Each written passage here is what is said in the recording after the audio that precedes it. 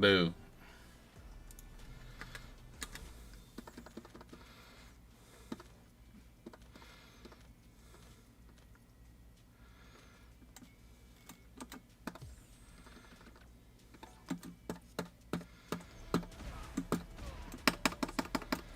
Oh.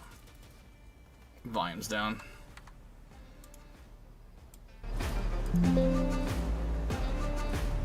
There we go. Okay. That sounds much better. Probably turn this down a little bit.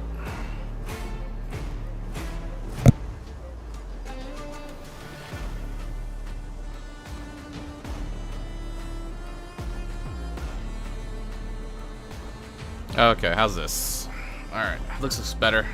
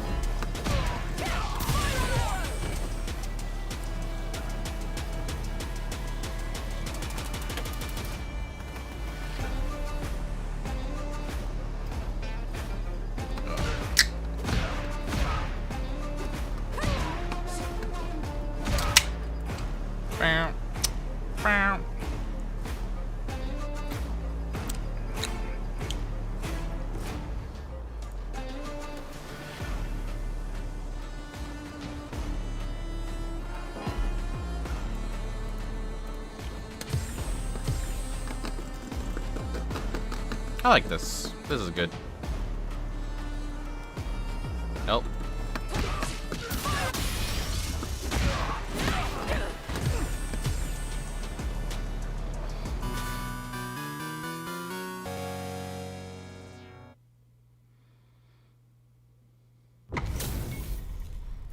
Teehee, I'm Bison. I put in less work than you. Round one. Fight.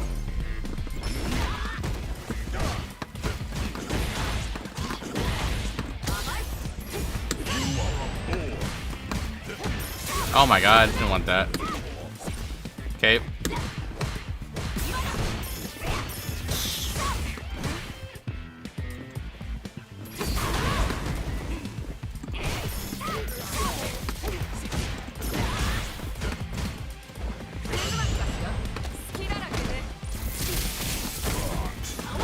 Oops.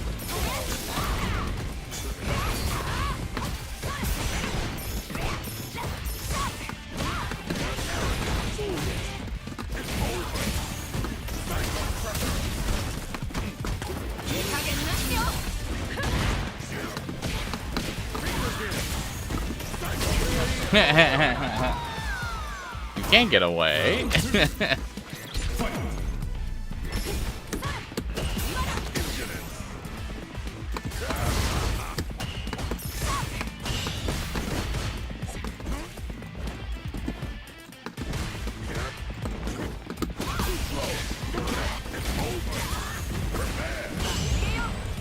Parry enjoyer.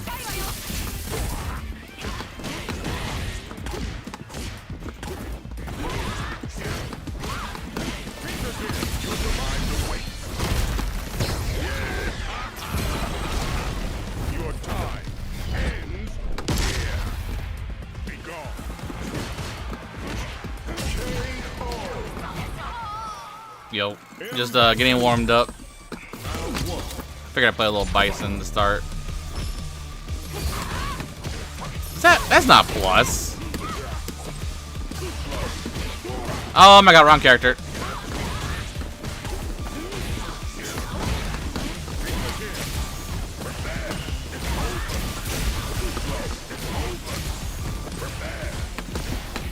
Wow, I forgot my combo. Oh my god, my spacing.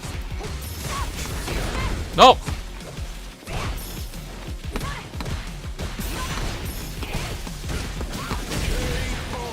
I feel like if I just sit here and hold down back, he will kill himself. Oh!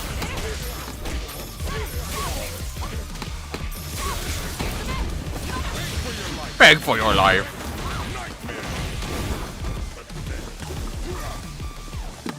Oh no.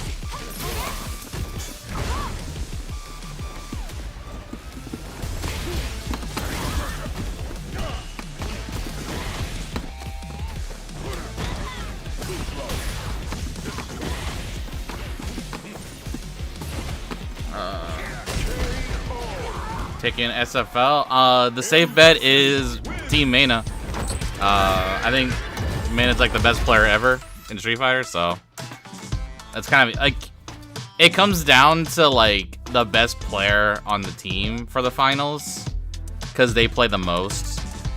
So it's like who can beat Mana the most, and I don't think anyone on the other teams can beat Mana. So, because the other three are.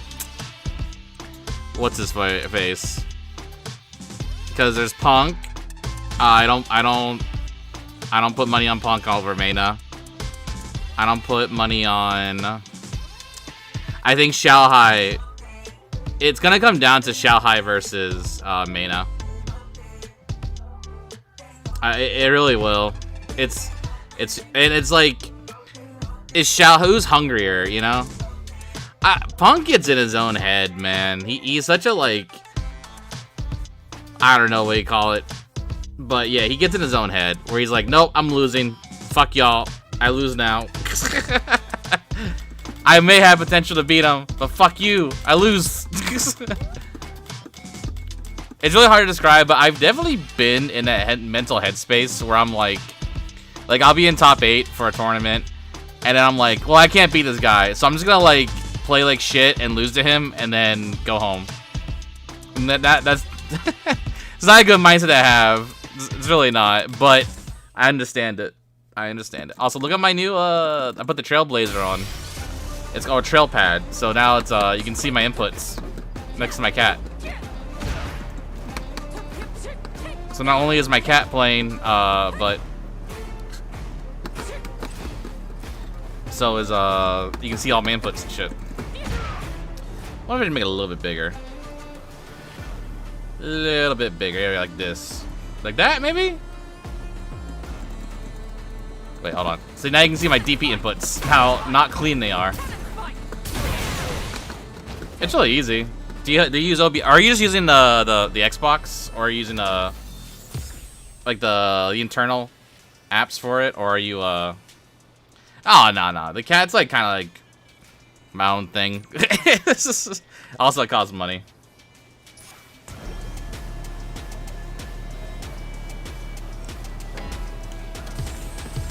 What? Who's the 4th team? Oh, it's Blaz. No, sorry, not, yeah, Blaz's team, right? Yeah. I don't know, Blaz. I don't know how I feel about him and Mana.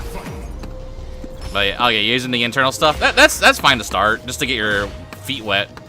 But like eventually you want to get like PC and use an OBS, like a device. You can just like customize it so much better. Ah, bitch, get off of me.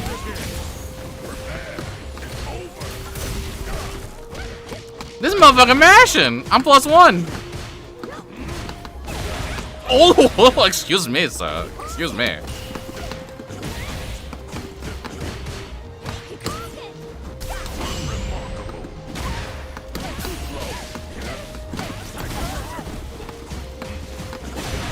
Oh, okay.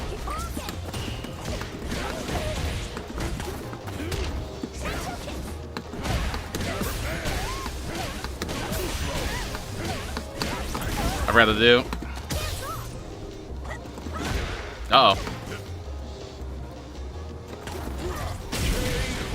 I forgot the combo. I was like halfway through and I'm like, wait, how do I combo into level 2? Then I was too late.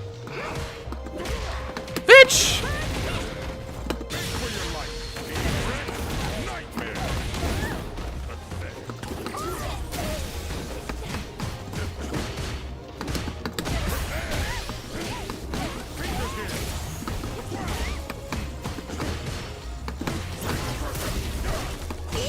Oh, okay.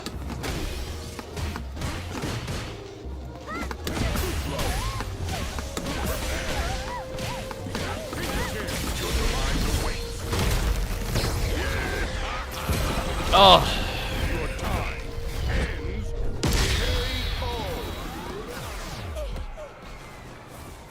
Oh, I forgot to pick up my t-shirts. Oh well. After this game.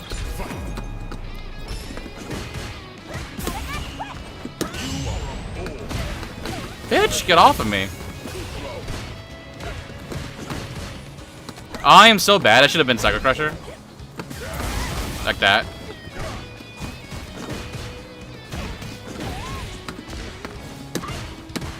You need training.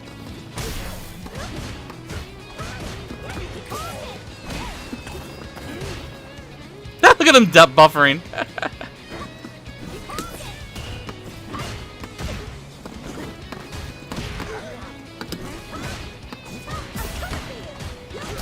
Oh, you fucking bitch. Aw, bum. Parried, but sure, sure. Round 2. Fight.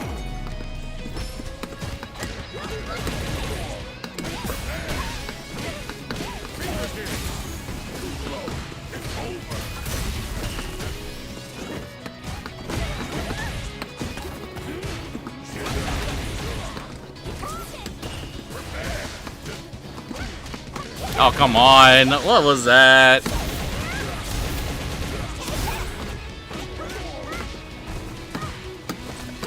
Oh my god. Wow.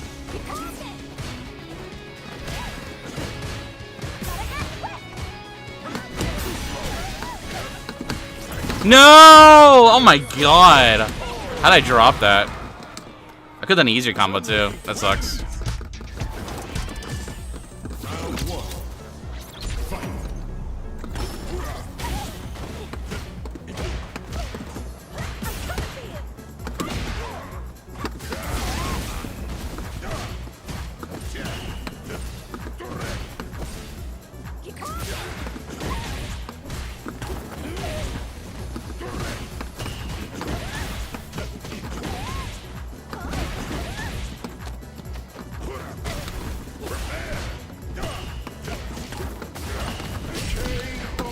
Ugh.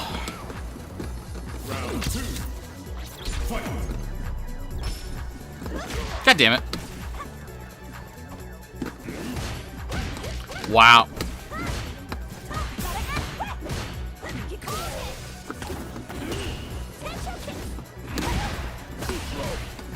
Oh, it's down. Crouch medium. What? Oh my god, that's throw. Ugh. Great.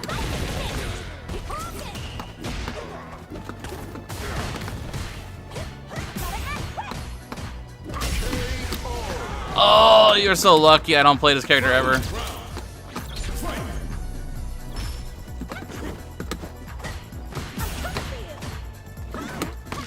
Okay.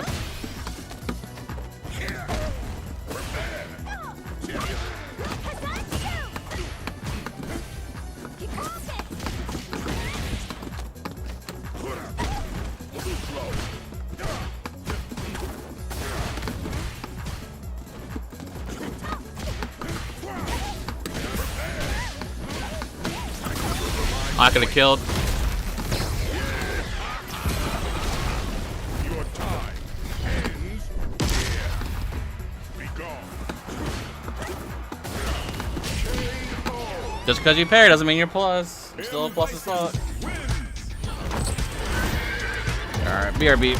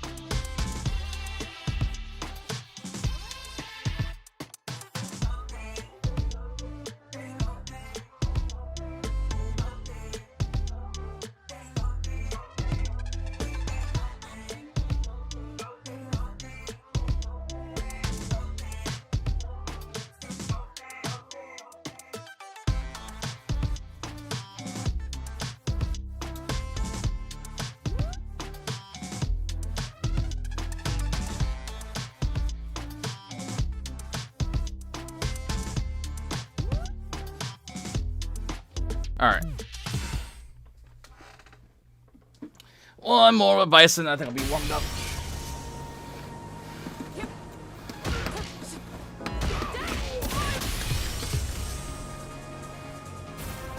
Here comes a new challenger. Nice.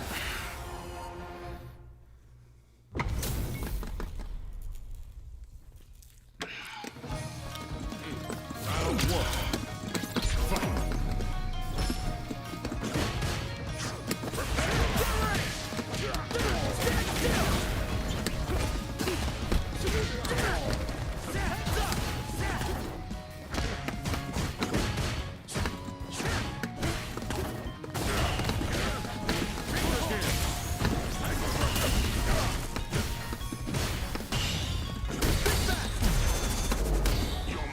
You're mine.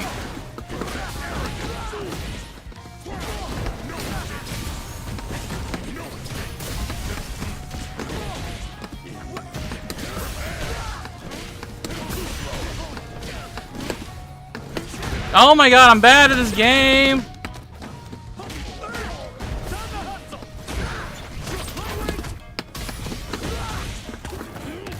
No. Okay, it's stammy and punch, crouching heavy. Crouching heavy for level 2. God damn. Ugh.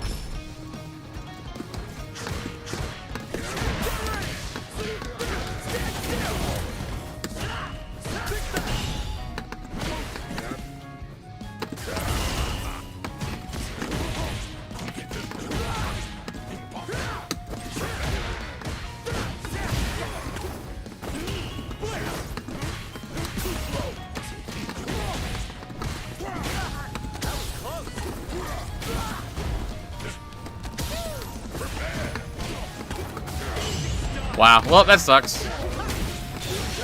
Oh, thank God.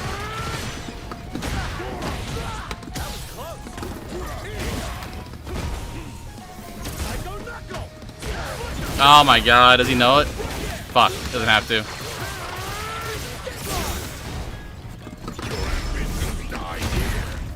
Oh, I should have done level 2. Unlimited.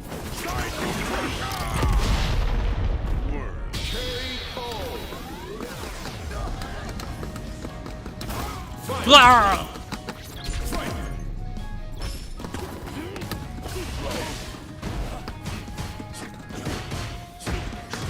Oh shit.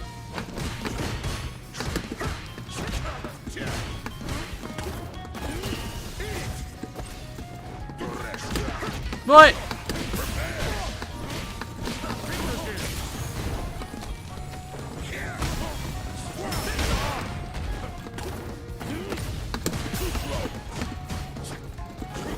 Oh my God, he doesn't need to jump in.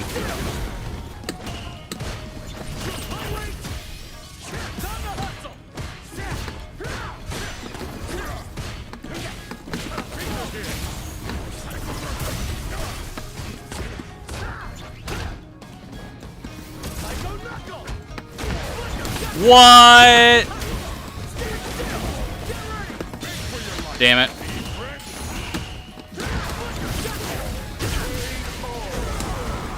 Wish I had normals that beat Drive Rush.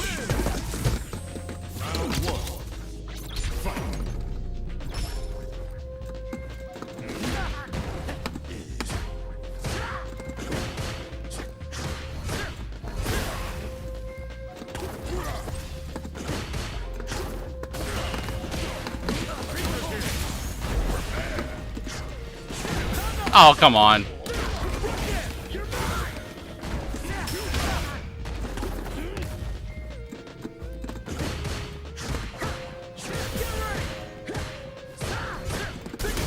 Damn. He's really just letting them fly. No repercussions.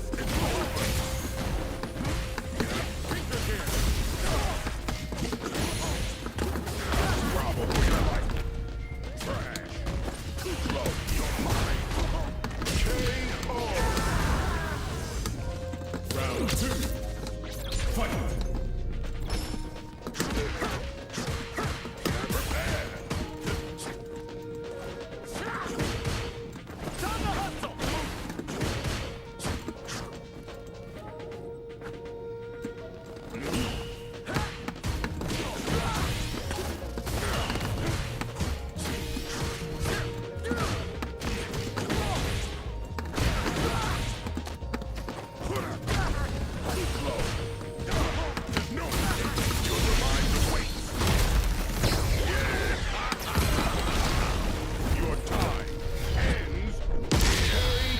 Ooh! So much damage. M. Bison. Round one. Fight.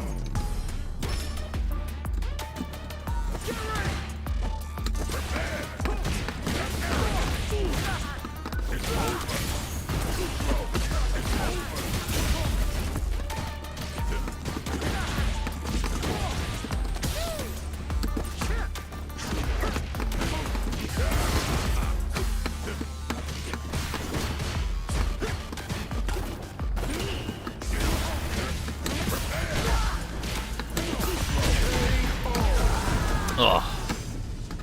Round two. Fight.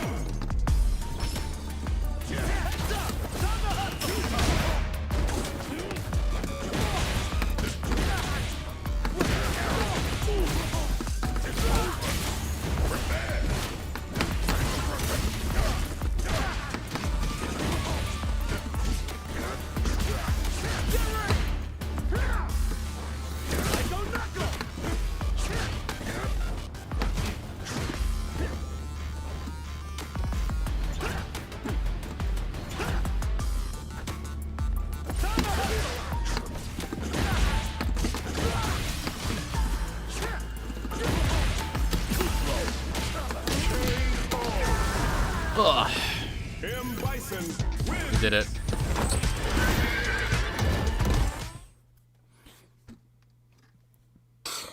Excuse me.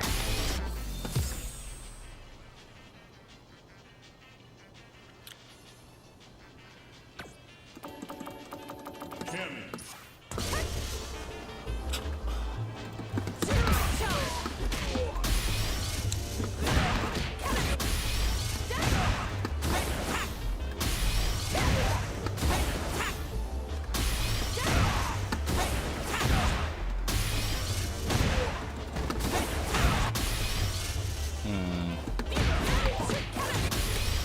I'm even on punish counter. Now, Little boy. the new rival. What a start. What a start.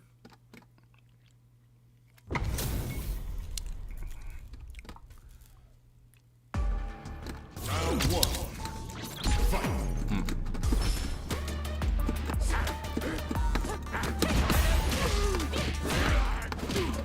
Oh my god. Oh my god.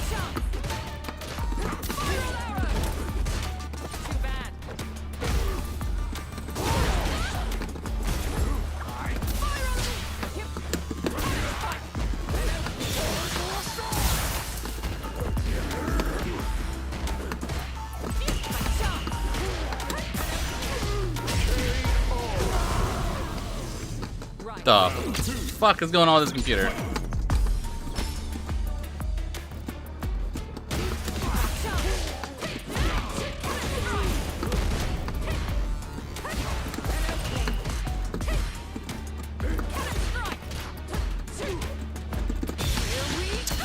Oh, well, it worked out.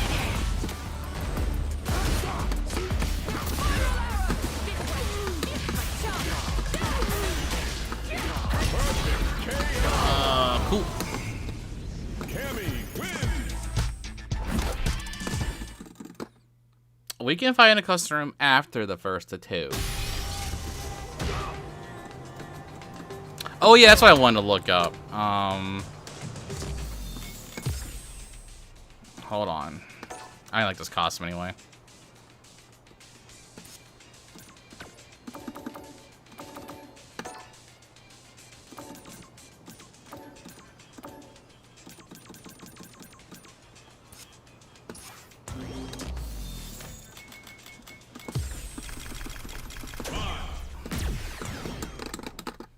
I wanted to see what I can combo from here.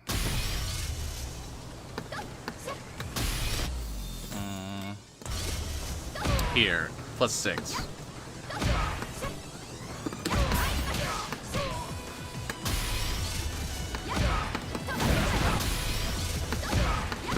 That's crazy. You get this combo.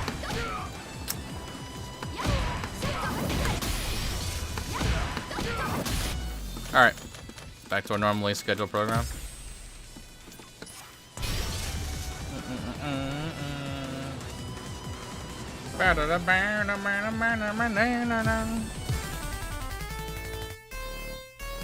What's SFL looking like?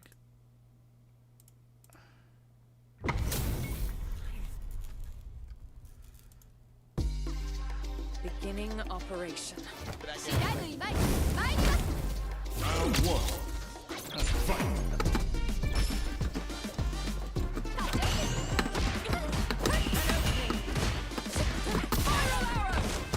I'm still plus, sir.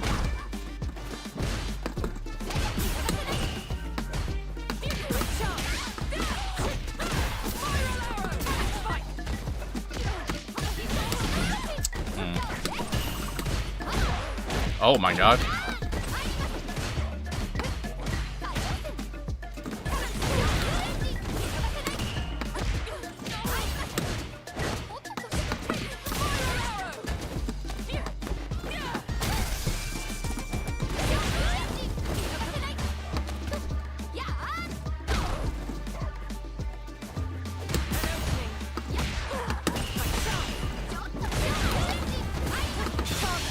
Oh, it's gonna go over. I heard this fucking thing sucks. Oh my god, I won.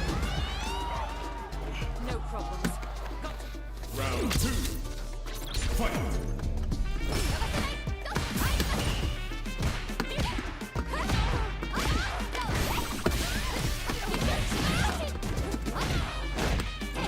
Oh, here we go. Oh my god.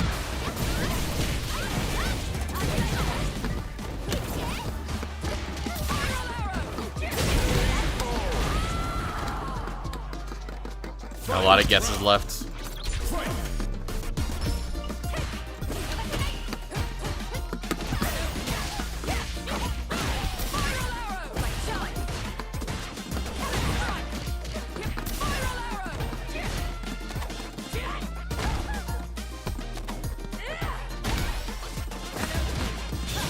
Wow.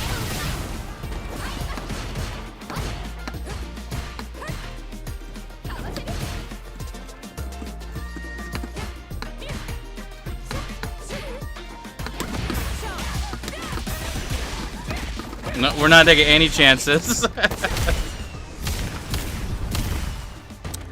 Ah. Locked on.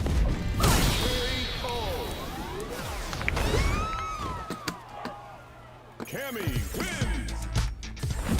Round one. Fight.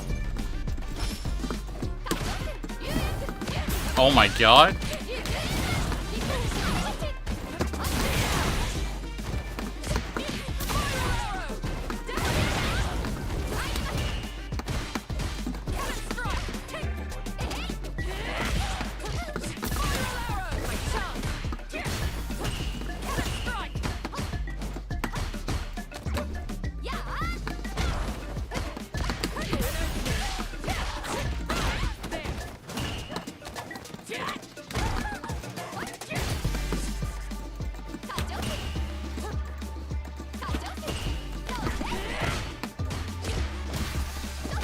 Damn it! I think it's lost.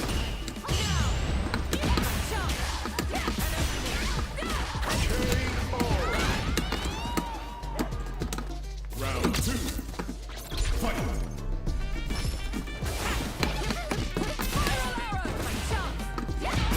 Damn it!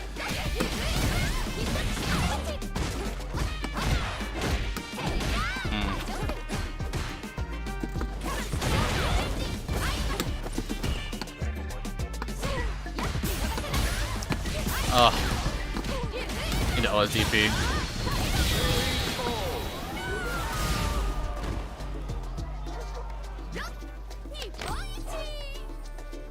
Excuse me. Final round. Fight. Oh, come on, man. I hate that fucking thing.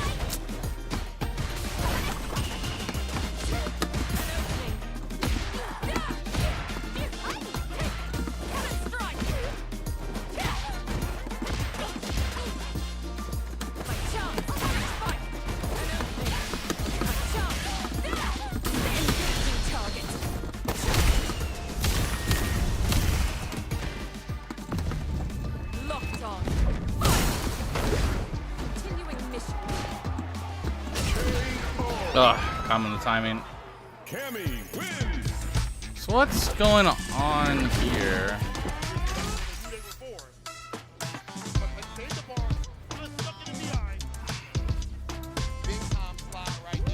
This not a streamer thing?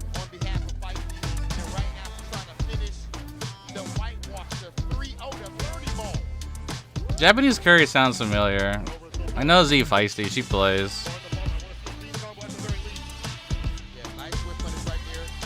Maybe I'm thinking of spicy curry from our locals. I feel like he's a Tekken player? No, Japanese curry got his own channel.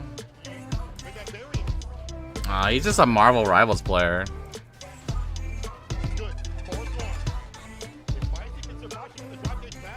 Wow, yeah, this just a Marvel Rivals player with a shit ton of fucking views.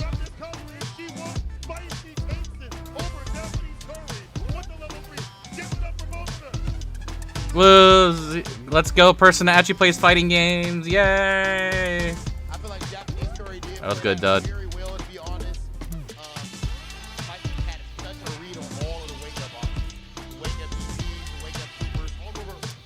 Good thing you said you waited till after the round was over. If you said it during the round, I would have lost. Alright, I don't care about streamer shit. It's kind of weird when it's just like, I don't know, it's a big mismatch. It feels like, ooh, I'm gonna pass.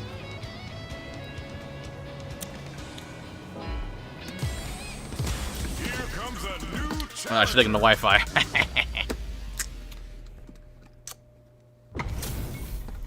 Retsukayo. Oh, I can be a Grandmaster. That's cool.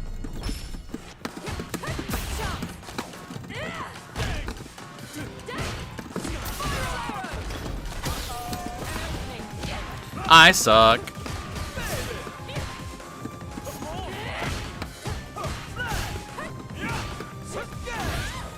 Can any my buttons hit, please? That'd be great.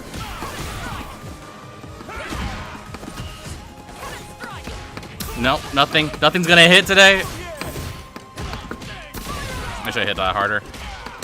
Oh well.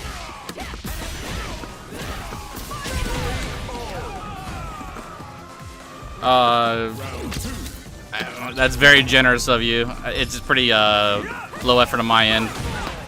Right now Storm was kind of fun just because she's big buttons.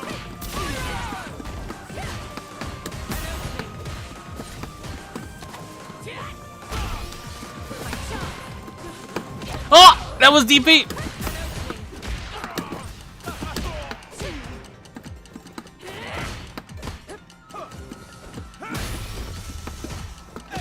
Oh, come on. I don't know what happened there. Storm was fun, big buttons. And just everything big. It's kind of nice.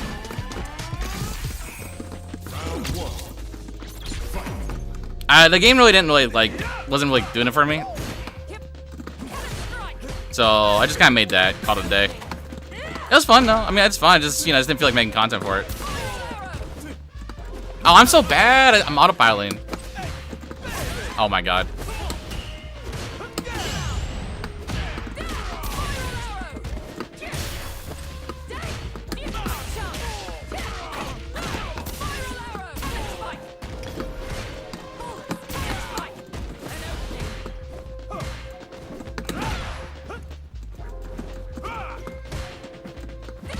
Jesus.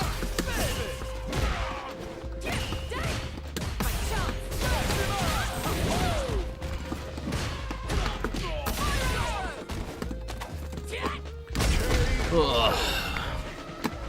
That punished. What did I punish? Let me see some charge. Ah! Jesus Christ.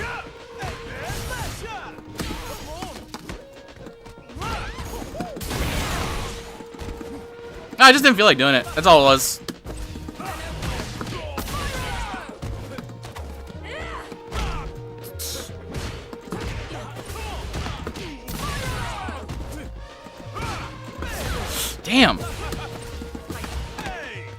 Throw a button.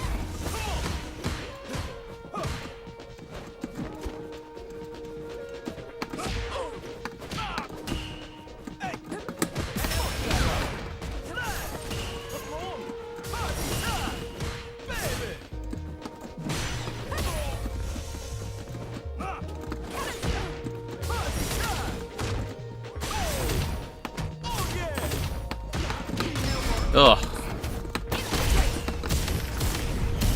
Miscalculation on his end. I feel like at some point during it, you're like, oh fuck, it's not gonna kill. Going to level 3 at least. Cammy wins. Oh, is he gone?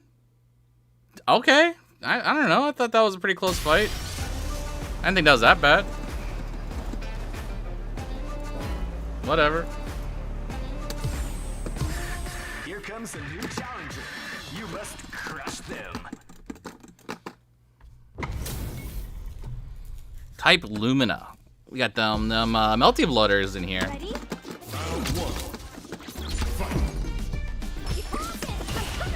Ah, oh, fuck me. Right off the bat, the first mix? Damn, I'm guessing wrong on everything. Was it 2 games? I don't remember. I thought it was 1 game. Maybe just went. That's Street Fighter, man.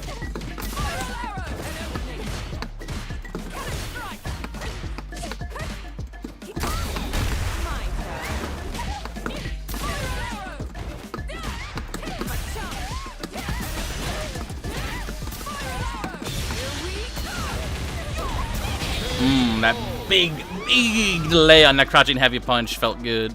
Round 2. Fight.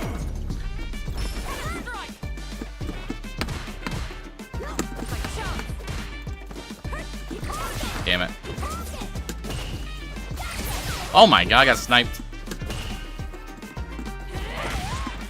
What? I know what to do.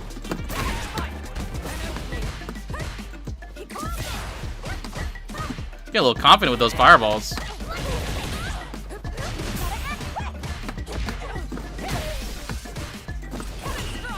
Damn it.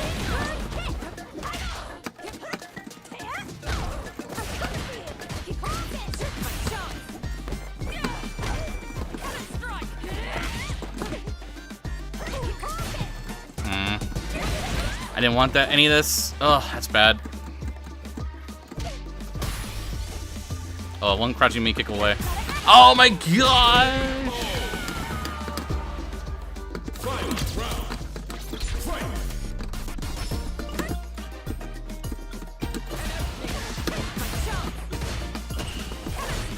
Dude, no walk backers? Not walk backing at all?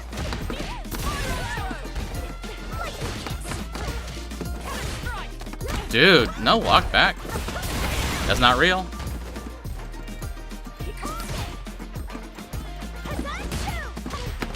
No, you did not.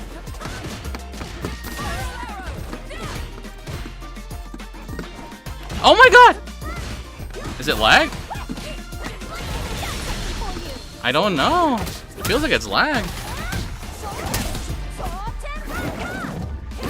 Alright, here comes the DI attempt. Oh. That was level...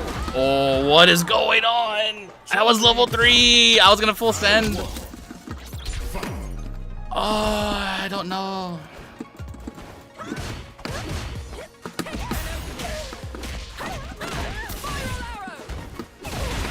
Now he does it.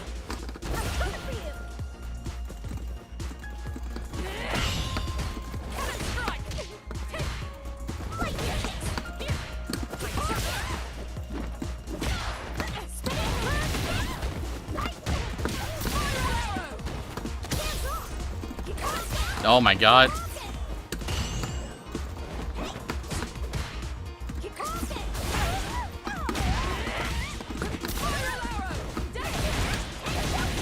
How we feeling?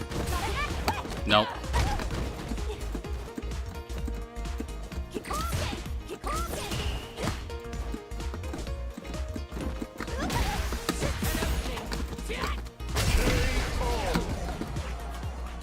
Oh man. A lot of drop inputs there.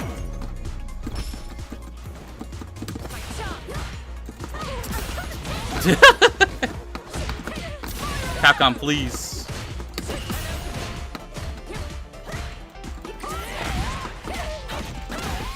I should have saved it.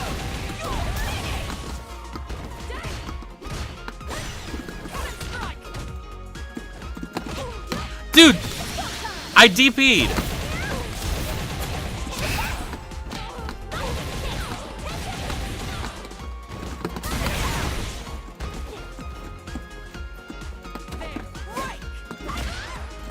Dude. Oh, that was light, but that was jab! That was jab.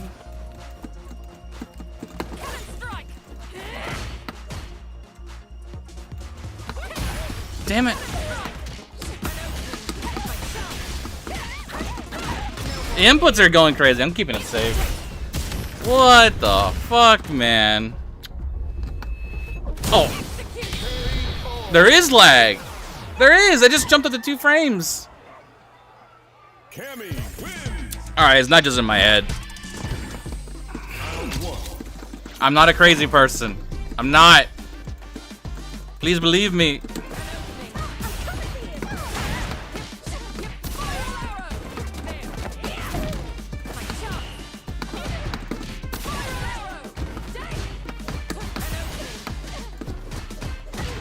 That.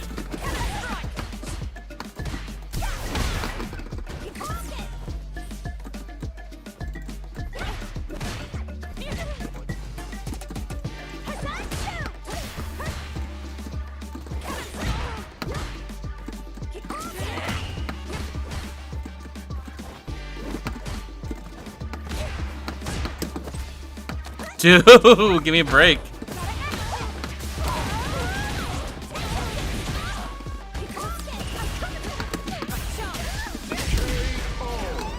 I'm alright.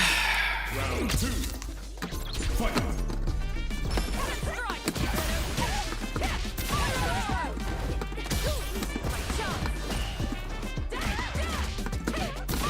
Eva winning, jumping.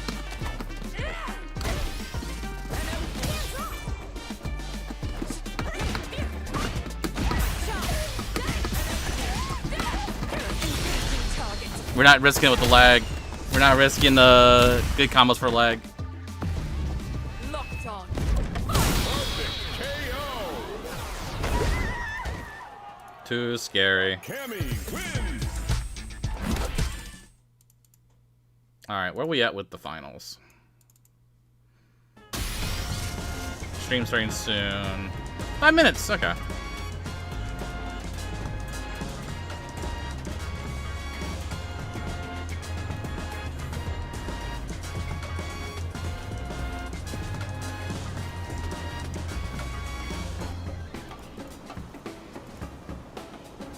Where is it?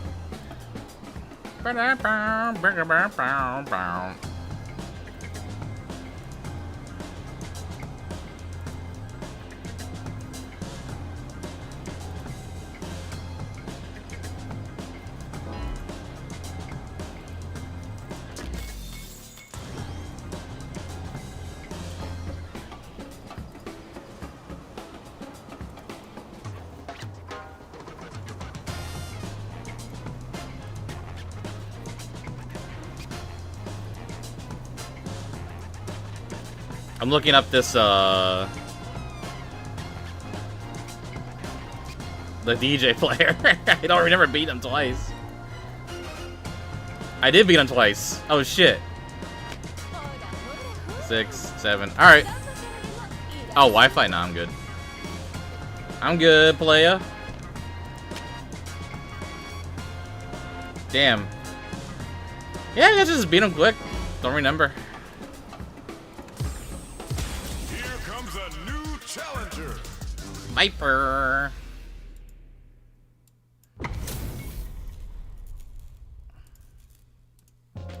Zachary Jordan? Damn.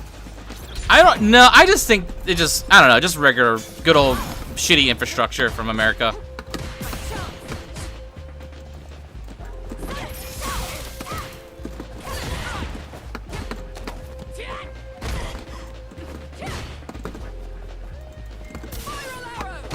Damn.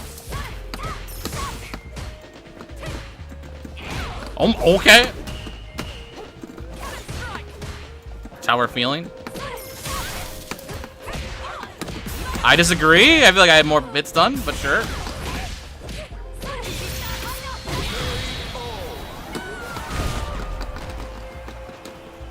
Round 2. Where am I at? 22? Okay.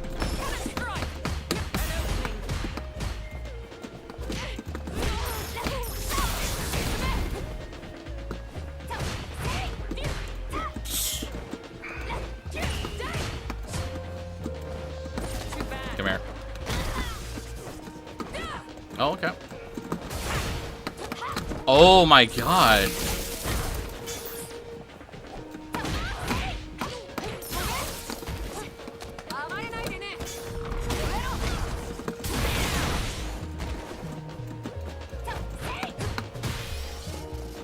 Really hard to whip punish that move.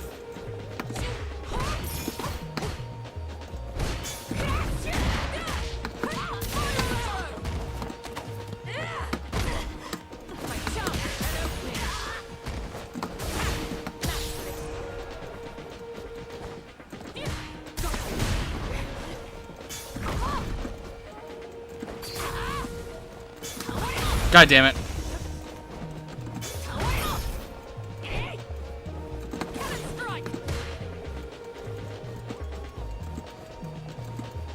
Can't wait for him to do anything so I can DI it.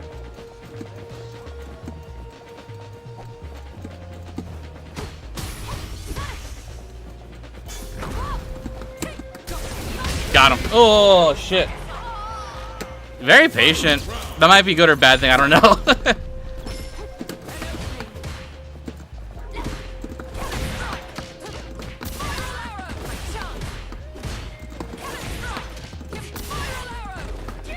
Damn. Parry Enjoyer.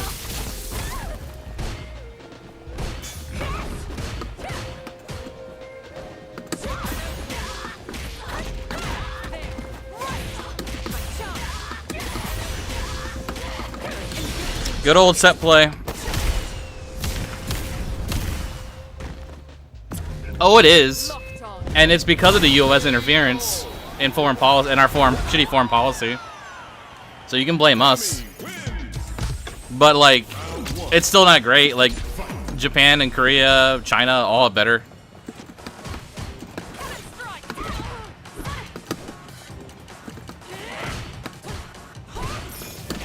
Oh, come on! I'm proud of myself for not DRCing at least.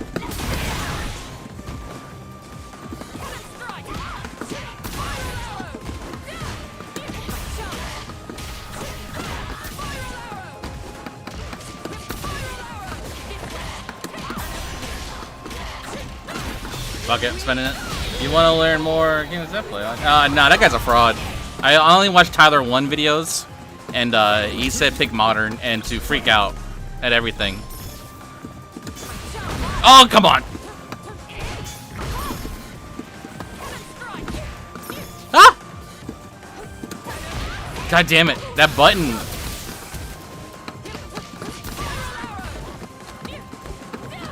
Yeah, you're right. Tyler Goat. Oh, he's a walk backer. Okay. Yeah, that's fair. You have to do it. Damn. Whoa, that's not good. Oh, no! Jesus. Alright, is it over? Okay. Smart.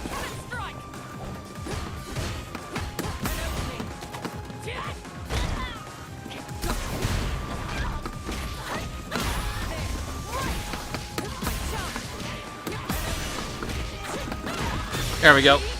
That was not the right combo route, but we got there. That was the only way I could win. Cammy wins. Alright, what are we at? 8 o'clock? Where are we at? SFL. We hugging it out. We hugging it out. Here's the story. Welcome to the Street Fighter League US Fights. Welcome, everybody. everybody to Street Fighter League US Finals. We are live here in Los Angeles, California. You feel that crowd? You actually can pretty much feel that energy. It's for a very good reason. We're about Get to your rewrite hands down, history Steve. in the books for a lot of the action for Street Fighter 6. My name is Vicious, here with my man Tasty Steve, and we couldn't have even more honor to bring you all of this action. All right, that was a bit of a... I definitely could have canceled on level 3 at the very end, but I didn't think I'd get the meter, and I want to risk it. If you guys are ready, Make some noise! Make some noise! Make some noise! You already know I can feel it, Steve! I can feel it in my bones, baby! Stop showing that left side. There's no one there. I think that's where the players sit, but to be fair. No, they're live. This year they're live for US. That's why everyone's actually watching it this year. But best believe all those other places, they're ready, waiting, and willing. So this is the final 4 teams for Street Fighter US. They did a round robin. They eliminated, I think, 4 of the teams, or was it 2 of the teams? And so now we're just seeing how it goes. Okay, so it was 17 in total. So yeah, these top 4 qualified. Ooh. So basically what happens now is the rules are slightly different. You can actually counterpick with your best player now. So that basically means that your best, whoever has the best, like right now, like the rule set is set to whoever has the best players win, best singular player, because you can send them up multiple times now. So Bandits has Mena as their anchor, as their best player. 2Game has Blaz. Kwai Xiao has Xiao Hai, and FlyQuest has Punk. Mena has just been tearing it up. Like, he only lost twice the whole weekend. So he's basically the favorite to win. And so the only 2 people that beat him, one was on Falcons, so they're gone, and the other one was Xiao Hai. So right now it's gonna be between Xiao Hai and, like, everyone's thinking Kwai Xiao and Bandits are the 2 teams to beat. The problem is, though, because so most likely it's gonna be Bandits versus FlyQuest, because they're the top seed versus the bottom seed, which is Punk's team. And then Punk is just like roadblocked. They're probably gonna send Dual Kevin against Mena, and I think they're gonna lose because Mena just eats up Dual Kevin for breakfast. And it's gonna be 2Game versus Kwai Xiao, and it's gonna be between who can win between Xiao Hai versus Blaz. So I think Bandits is gonna win, and because of the rule set, gives the anchor the ability to play multiple times. I think that's gonna give Mena the edge, and he's gonna win. So, because I think Mena's gonna win more times against Xiao Hai than Xiao Hai can beat Mena. Because that's what it's gonna come down to: who can win, Mena versus Xiao Hai. With that second place, but of course. Okay, yeah. Oh, okay. Oh, so they're doing it this way. It's like a progression. So Kwai Xiao's gonna have to go a long ass way. So I misread the bracket. They're not doing a four-person bracket. I do think Xiao versus Blaz is gonna be interesting, just for the run back's sake. Xiao Hai lost the first time and then beat but then, like, after the break, Xiao Hai came back and beat the fuck out of Blaz. so it's like, yeah, like Blaz hella good, but like Xiao Hai is Batman, you know? Let's see here. Let's see the rules. Yeah. So.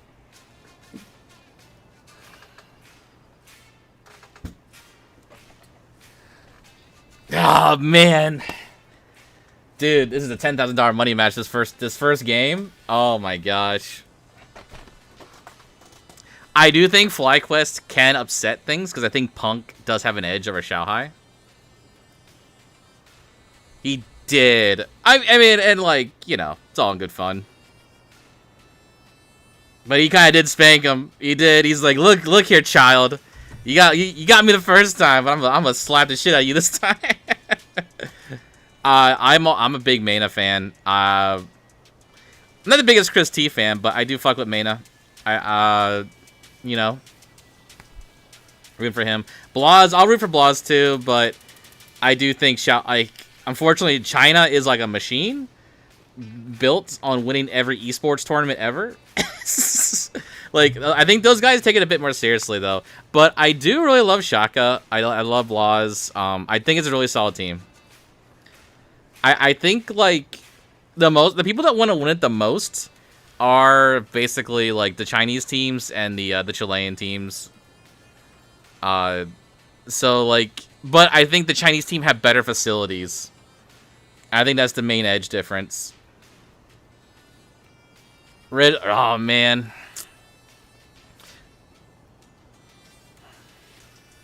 So who did they put up first? Spacing traps happening, and man, when he bites down, when it comes to offense, he won't let go like the dog that he is. Followed by I can probably put away this. The calculation going on through his brain, while at the same time, there you go. Get rid of that. With the duty for that second place, and you already know it, but we gotta talk about it anyway.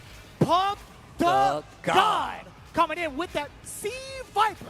You know we like to see some Sea Viper on there. What's gonna happen is he's gonna lose a Viper in one match and switch immediately to Cammy. But we're gonna start with the three. If you didn't know, Nephew actually graduated in my city. We used to play a lot in Street Fighter V. I mean, an even stronger Psycho. So my city has a lot of colleges, and mainly in engineering and science. So Nephew came down and graduated there. You know they're more than prepared. Well, the thing is, Xiao Hai can't do it by himself. Xiao Hai can only fight the designated player that he's up against. So it's not like regular teams. It's meant like it's not like I fight one person, I fight another. All right, well let's just assume I have a lurker in the chat, and he didn't know, so now he knows. Even though it's probably not true. Of course, last year on Street Fighter League, you guys won this entire league. Whenever he says that, I just hear motivation. You was talking a whole lot of trash and got the W. Of course, I know it's resolved now. But do you believe that you guys can do it again with you being more chill, more relaxed this time? Yeah, I think we can. No. It's not like a traditional team tournament. I'm coming with a different energy to the playoffs, you know. Oh, okay, Punk. I'm really locking in, and I just want to win this whole thing. Punk is like a self-defeatist. And I'm gonna just channel my Angry Bird tomorrow, and you know what? Good shit, Punk. In Europe, that's a good example. Angry Bird fucking locked the fuck in and beat the fuck out of what's his name, the potato player. Yo, you like that? It's like an alien. What can you say about Psycho's growth that he has shown in the way he set? Bro, Psycho's like my favorite player in the U.S. No cap. He's very confident in himself, and I think it really shows when he plays. You know, he's very loud, and you know he let people know when he wins, and he just very just confident. Honestly, every time I talk to him, or anytime he wants to play a match, you know, he just really feels like he's supposed to win and beat all the you know what I'm talking about, Ending Walker. So it was grand finals for EU. Ending Walker was up against Angry Bird's team, and Ending Walker was like undefeated, and then fucking Angry Bird just steps up and beats the fuck out of Ending Walker. 2 straight. I mean, of course I'm worried about 2 sets straight. I mean, he's been undefeated this whole phase. You know, he came back from Japan with a different kind of energy. And you know, I'm gonna get Blanca nerfed to fucking shit though. I'm just letting you know. I'll do it if need be. Up to this point of your career, Punk the God, yeah, Ending Walker has a plushy potato. He carries with him at the tournaments. We're about to see if you can it's like a good luck charm. His mom made it for him. League US Finals. Congrats on making it this far, and good luck in your match. Yeah, I think so it was. Collected Punk the guy, bro. He came into every season, he gets a little more collected, a little more focused, and you can see that his main focus now is not only winning, but making sure his team does really well, and that has shown in Punk's play, as well as the entire team. Talking about Psycho, you know that's one of my favorite players to watch too. He's got everything that you need to succeed, and on top of that, probably one of the best Kimberly players in the world at this point, and we ain't got many of them out there, so they got a very strong team on their side. However, one of the teams that he was just talking about, that Kwai Xiao, that Xiao Hai matchup is about. Yeah, I mean, it's really nice to have parents that support your hobbies and dreams and ambitions and stuff. When it comes to SFL this year. Unlike, you know, my parents who are like, you like things? Fuck that. you fucking get a degree in some boring ass shit that you hate, you fucker. You see Xiaohai, you see Zen, you see Mickey, you see the. How dare you want like a thing that I don't understand? So, SFL, and look, I'm telling you, the boy who played is Xiaohai, and in the second phase, he looked like a completely different player, and he's already one of the best in the world. And then you still have an amazing bench behind you. Mickey stepping it up on that last day of SFL, bringing out the Cammy. What will we get from this team? Because we know they've all been on the stage like this before, and they want to get to that main stage, especially representing a Capcom. I know. I'm glad the next generation has that. I just wish our generation did. Oh. I just wanted to play fighting games. Arguably one of the best fighting game players in the world. Let's talk about it closer, right? We do have an exclusive interview coming in from Shanghai with Rob TV. Shanghai, you came here with an all-Chinese team representing Team KSG and said that you wanted to make sure that you could take them to the playoffs. You did exactly that. You guys started off struggling bad, and then you came out on top, making it to the playoffs. How was this season for your team? Could you imagine if we had to like talk and like constantly be transparent about if we were saying a joke or sarcasm? Every time you say something like facetious or not serious, I keep thinking like, oh man, how dare you say a joke and not point out that it was a joke while you said the joke? And we spell no too many characters, so I can against Smart every character, so it's so important. Okay, so you're labbed up for everything. And the match that you have to be ready for right now is, of course, KSG versus FlyQuest. Are you nervous? Yep. I want to ask him again. Maybe you should just like say that every time you interact with Hedal. Okay, so in that match, just be like, of course, you and Punk but you played should be each super other passive at aggressive PWC. though. He stood Just be up, like, popped cause out like for you. last thing you talked to him, it did. Good for. I mean, they do teach English in China. I'm pretty sure it's like one of the languages you have to learn. Beat Punk again in a situation like this. It's so important because Wow, Tuchel. I weak him so I can. Hello, the regular supporters. Mind adding me to Discord? No. Is the most important, so I need to beat him again. So yes, let us. Hey, Dud, are you a mod? Okay, this is, again, ladies and gentlemen, the next chapter of the Are You Nervous saga. Shanghai and Team KSG. Phoenix rolls up from the ashes, and we're going to see if they're going to be able to complete the story. Shanghai, good luck in your match. And it's about that time to get into it. Really valid points coming in from Shanghai, right? The focus is now entirely on a couple of teams rather than the entire roster of Street Fighter League. Where is it? There you go. I dubbed the mod for my channel. With the home side advantage at the very beginning. Now, is the question going to happen if Shanghai plays off against Punk? That's what I'm looking forward to. There you go. You can now shoot people that are clearly bots from now on. Talked about it. He prefaced this with this. This is a team format tournament. These guys have to have each other's back. It's about the matchups, who you can play, who you can beat. Shanghai talked about the character matchup. They got quite a few Mi's on their side, but they also have some other characters in there that can throw you off just to switch up the game a little bit. And that's very important, especially if you compare it to FlyQuest, right? They're pretty locked in on their team outside with characters. Outside of somebody like Punk. And he obviously has other characters that he can't play. We see the Viper, but the Cammy could be there too. I mean, another character can be there too. We've seen him go to the mirror match sometimes in SFL. Will he do it here for the finals? We'll see. But that's all in Punk the God's wheelhouse. But we're going to go back to this order, and you can see it's really nothing. You just see what I see, basically, and you can shoot people. Sending in riddles first. Like you said, he's got that dog in him. He likes to go out there first. He likes to get his nails dirty. It's really just there because I'm like, oh no, there's a bot bugging me, and I'm in the middle of a match. You can shoot him for me. Year for Street Fighter. Look at my man showing up at SFL and having a pretty damn good record too. He's insane. He's absolutely insane. Who are they gonna send first? I think they should save DCQ for nephew. 3 out of 5.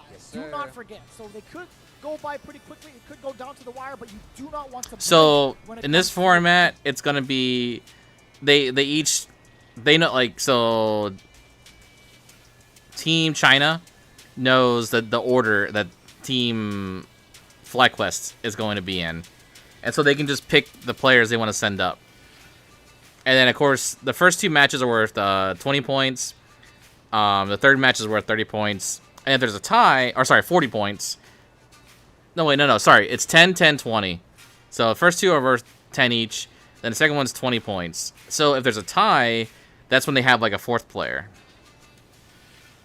Playoffs here today. It's just a And then they switch sides and do it again. Going into it. He just talked about it in the interview. Preparation. I would love to see what went into this training, especially with VX Bao starting to look a lot better when he's sitting down there playing as well. They really do have an opportunity to put them on tilt. And once again, it is a race to 50 points. I think no extra they'll do character. Mickey. There is no maybe that 4th player is going to play. That DCQ, 4th player is going to Shanghai. play no matter what. within the next rotation, that is damn for certain. So again, with that 50 points, just doing the math, there could be a full blowout. If you saw what had happened in the very last episode, I was right. Quaishao Gaming got the big 40 ball. I can guess names correctly. Mickey, he's going to be the first one stepping up with the Mai, not the Cammy.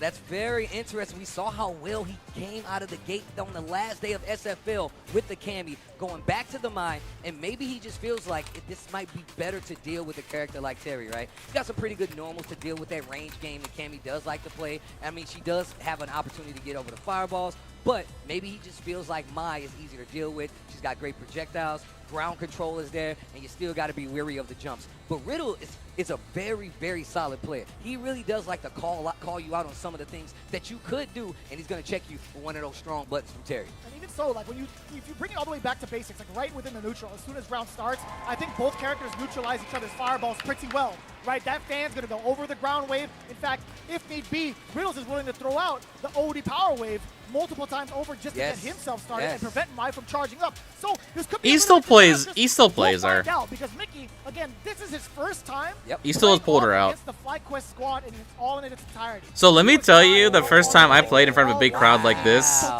I wanted to throw the fuck up. I played so goddamn awful. Just looking out and seeing all these motherfuckers looking at you, I'm just like, oh fuck no. I put my hoodie all the way up. You could not see me. I was hidden in my hoodie. It did not help, and I played like shit. I got wrecked. Quaishao Gaming, FlyQuest, let's get into it. Game 1, Mickey versus Riddles. Let's see what the handshake. Who you like, Riddles or Mickey? If you're wrong, you're demodded. Can you keep him contained? We talked about that OD power wave. That's a joke. Since we have to explain what jokes are to certain people. He really does like to commit to it. A little stand roundhouse action here. Backs away just temporarily. He's trying to prevent Mickey from getting out of this corner. A couple of these normals to kind of test that range again. Mickey with a drive rush with punish killer bee sting. Move on over. Back throw. Okay, here we go. Drive rush in, tries to sneak in an overhead, but he gets the forward throw. Riddles with a sizable life lead, but he eats an OD uppercut on wake up. I'm liking that, taking the risk. That could have been death had Mickey been unsuccessful. And I like resetting the pace. Riddles, he's got plenty of OD. Give me that rising tackle for game. Yeah, I mean it's all layers, right? Playing in person is like its own like scary shit too. Roundhouse, big punish counter, and instantly getting those powered up fans. But once Riddle gets in, it's really hard to back him up. And now Mickey is challenging on wake up. Pressure is like, ooh, we dropped it. Jump out. Riddles does get a forward throw, dash up. I like Mickey too. What the defense? He gets blown up. Here comes Mickey. Break the ankles with the fan, a little shimmy. I do think Terry's really good in this matchup though. The other way, great punish on the side of Mickey. Plenty of meter, but he burnt himself out. Damn, that was so fucking optimal for meter build and like damage. That was crazy. He's moving kind of different, Steve. We've seen Mickey play only a handful of times. He's feeling rather confident in some of these instances. Yo, those burn knuckles starting to come a lot more prominent, especially to close the distance, get Mickey to this corner, and make him fight. Talking to the mic. He's hit every wake-up option thus far against Riddles. A little early with that drive rush normal, not going to hit the mark, but still, Riddles, got to be careful. Look at that drive gauge, get pretty low. Now, what do you do about it, Mickey? You still have 3 enhanced fans left on you. Riddles does find the connection for the burn knuckle. There's an OD one. The pickup. Okay, big damage on top of that. The powered up version. That's why I never was like a hater of Punk back then. Oh my lord, that was drive. Because I knew personally yep, I've been to tournaments and the setup suck ass. And we've seen Mickey go to this option quite a few And times. it just makes you so, it just drives you up a wall. First time we seen him doing in that match, and it worked out. Yo, man, like, you're getting fucking slaughtered. Can you, like, fucking get your shit together? Thanks, you Canadian fuck. You can see Zhao Hai over there talking to Mickey. I would love to see you talking to Riddles right now. Yeah, I mean, it's not too surprising because he was, like, the GOAT at one fighting game. Switching to another fighting game isn't, like, the biggest deal. But, yeah. Now, again, this is the biggest challenge I feel like for FlyQuest. How is Mickey going out? But I mean, like, it is kind of funny. I knew nothing about Riddles, except one time I went to CEO, and we went to watch Smash Top 8 because that was right before Street Fighter Top 8. So you know, we went in early, and like, I knew nothing about the game, and like, just randomly some random Smash player was like, "Fuck Riddles, fuck him." This bitch, and I'm like, damn, do we not like him? He's like, yeah, he's a bitch. I'm like, all right, yeah, dude, yeah, fuck Riddles, ah. Perfect parry on the target. I like that. Number one. That's actually really good, perfect parry right there. Because it's -5, but it's too far away. Then I found out more about it. I was curious. Like, who did I just yell at? You know? But the whip punish is there. Burnout as well, and the DI for the splat. Match point now for Mickey. Best of 3, but still first to 50 when it comes to the matches. Starting off slowing it down, and I like him going to that OD power wave just to get his offense started. It's been a lot harder for him to keep it going after getting the knockdown. Yeah, especially when like Riddle seems very like vanilla. Like, he's not like constantly talking shit to anybody, you know? It's not like he invites it. But now he faces the level 1 power to 5. Another throw. We could get a loop. That's one. Can we get another? Big damage. He can't eat another throw. The next interaction could be. But right now Riddles is getting fucking sauced. Oh wow, he looked out and he Oh, that was good though. What a confirm for Riddles. He actually made sure he wasn't gonna get hit by that falling fan, and now he's got a big opportunity. Still a long way to go. Lose this round. Look at the damage on that life bar. Never mind. Caught him walking backwards. I wouldn't get too excited. He only won because of 2 good guesses because of the game. Yo, that is so good. The perfect parry there. He does. That is a Asian don't raisin, you know what I'm saying? Playing back a little bit, stuck in this corner again. How will he fight his way out? He's got Buster Wolf, he's got one, but now the fans are there. You still got 1 bar on the side of Mickey. You can't afford to get hit right now. Especially not with the throw, not with the normal. It could be like Damn, that power wave is so fucking annoying. With the drive rush follow-up, we get that quick burn, dash up, give me the throw, Riddles in hot pursuit. Okay, hold this heavy button, gets the counter hit. Damn, he's stealing this shit from overhead. Interaction could be curtains. No, what are you doing? No, what are you doing? That was the round. No! Oh my god, Mickey threw. See that? Look how he's chugging the water. My man be squeezing the water bottle. Look at nephew talking in his ear now too. Yo, why Punk looking like that? Punk like, yo, get in there. Yeah, he whiffed a throw in his face and he hit parry. That's devastating. Maybe that's tech. Maybe we should just whiff throws. And now that'll give people the parry. Oh well. I felt like Mickey had control the whole match and then just lost. Lost to like a couple of bad guesses. Bro, that reversal in the corner, using a level 3 to get away from the fans. That series led to him getting a game. We go to the final chance here to score first blood on either side of these teams, and Riddles getting the first knockdown. That did not look plus. But it might have been. Dude, the perfect parry, consistent perfect parry into that is so good. Push it to the corner, and you can see Riddles back in his position he's been in every round so far. Stuck in the corner. He can burn knuckle. There we go. Yeah, she's not a very good voice actress. Whoever's been doing Mai. Looking to break it and counter. I looked her up. She had no credits to her name beforehand. So I think like they actually it might have been like a nepo hire. Checking the lows, back throw, a burnt out Riddles is trying to. Damn, Riddles is taking this shit back. In this corner, overhead successfully blocked. Oh, I like that. Mickey in control now. Okay, the back throw, the jump back is caught with the anti-air. What are you gonna do? You're in trouble, Riddles. You're in trouble, Riddles. The next interaction could be curtains for either one. Damn. The OD Power Wave and Riddles, FlyQuest officially have the lead. I don't like it. I don't want them to do it to me. Drive rush forward into the power wave. Mickey, how do you stop Riddles from moving forward like this? Perfect parry against the fan, gauging the distance with the medium. Then Good hits the punish. Counter, the burn knuckle just a little bit too close. The enhancer there for Mai off of the Super 1. And you've seen how hard it has been for Riddles Damn. to actually get across the screen when these fans are powered up. But he still finds the hit. Gets the OD power. I still feel like Mickey should have won that second match. I still can't get over it. This is it. It's Jover, man. Steve, my arm. Charge the punch. Kick him first. Hit him in the chest. Pow! Rising Fang. A Rip. chunk of damage. But how do you defend? I think you did. Uppercut yet again from Mickey. Your Jinx doesn't just affect me. It affects other players too on stream. Oh, that was a free punish. That's it. And Riddles draws first Well, blood. you had a good time as mod. Did you see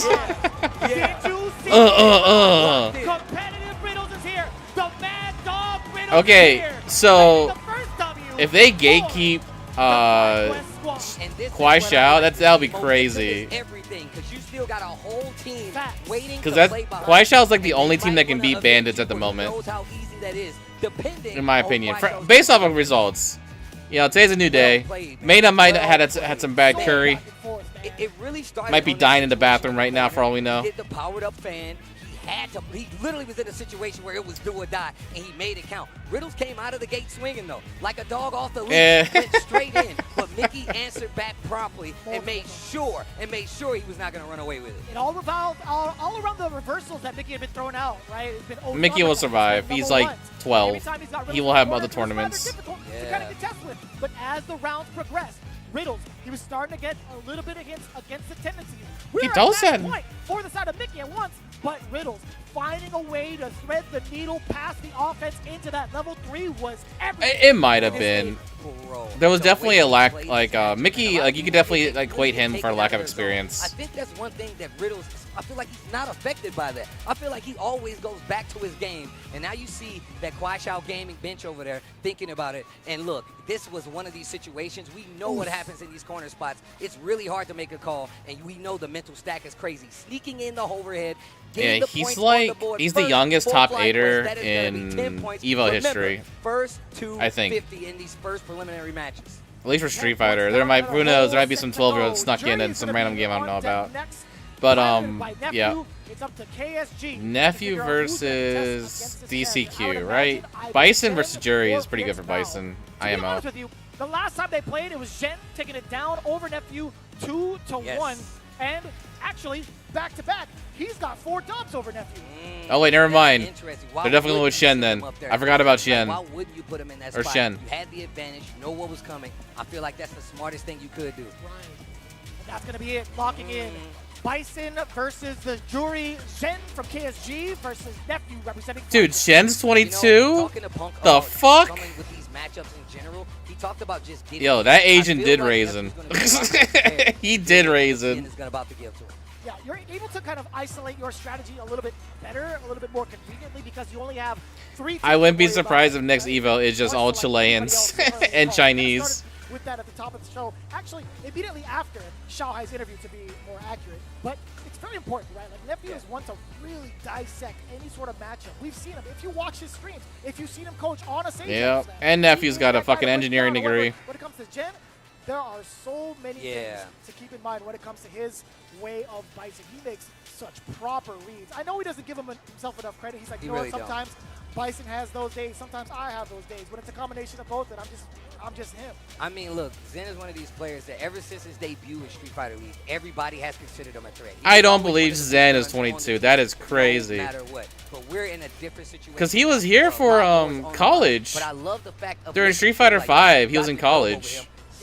Send him up, and this is exactly what I was talking about. Ego gets in the way. You're saying you want to beat one of these players. Oh, sometimes you don't want to make that sacrifice. Come to the States, man. I'm glad that these teams are recognizing what's on the line. Wait, maybe Send don't up come to the Zen, States. Well, make sure Ice might get give you. an opportunity to keep the streak going. I think it's really important for the leader to recognize where the strengths of the team lie, Yes, right? If yes, Jen has a current 100%. win streak, You do not want to halt that momentum at any shape or form. If he feels like he understands the matchup thoroughly and also understands Nephew thoroughly, you got to keep sending him up.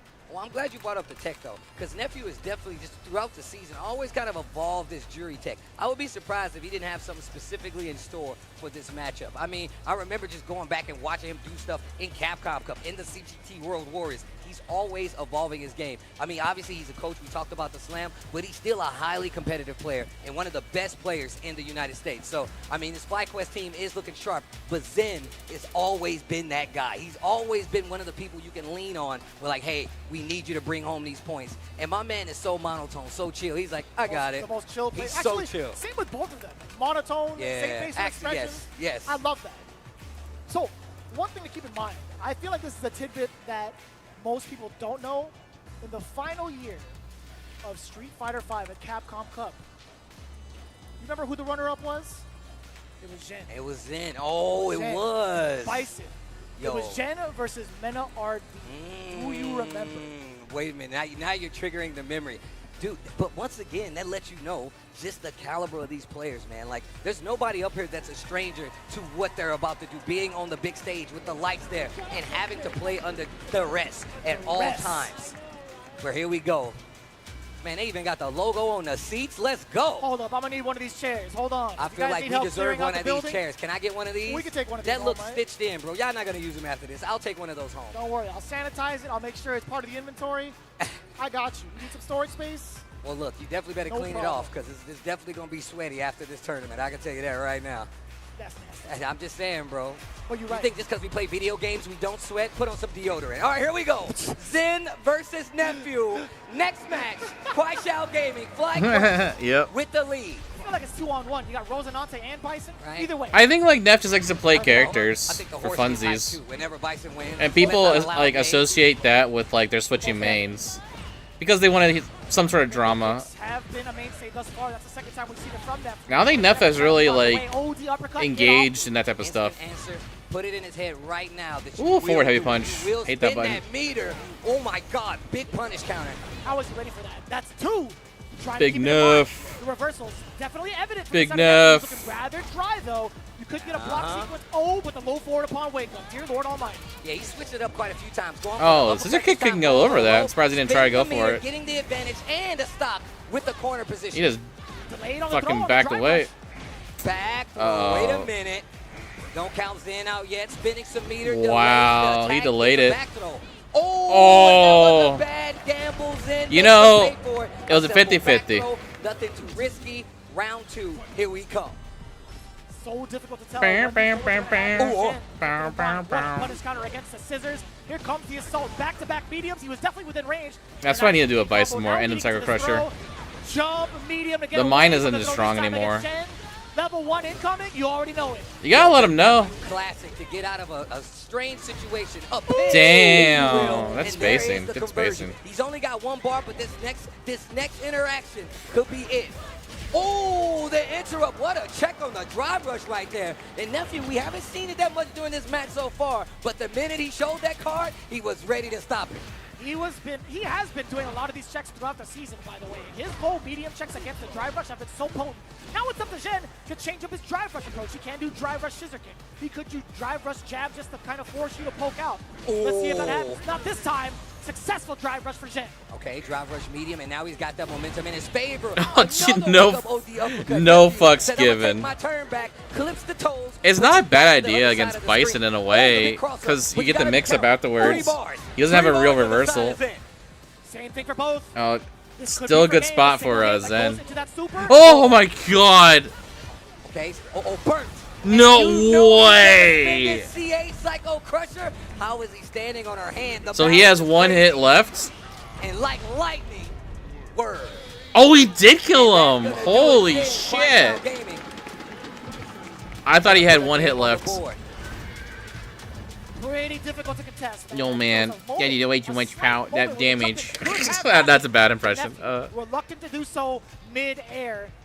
Still giving There's Ben just a that kid extra next to opportunity Sherry. to I snipe him spot. If he takes to the skies. Bro, look at the signs out there for their favorite players showing love, bro. It has been ridiculous to see people pull. That's the up thing live though. Off and of OD talk Psycho like some of their Crusher, favorite it's really players, neutered. and now they're So seeing OD Psycho how Crusher hard scales it the is fuck out of to it. actually operate in a But space like I guess this it didn't when they're matter. hunting for your head. Did you see the sign on the left? I feel bad for whoever Todd is. It Ow. said, boo, Todd. You know what? Yay, Todd, okay? Yay, Todd. You got listen. fans up here, Todd, all right? We're your fans. If anybody else isn't, we will definitely be your fans. Trust Going me. into it, though, nephew. Come on, Neff. He's actually been on the defensive end more often than not, relying on these big opportunities from the reversals, but it hasn't come his way.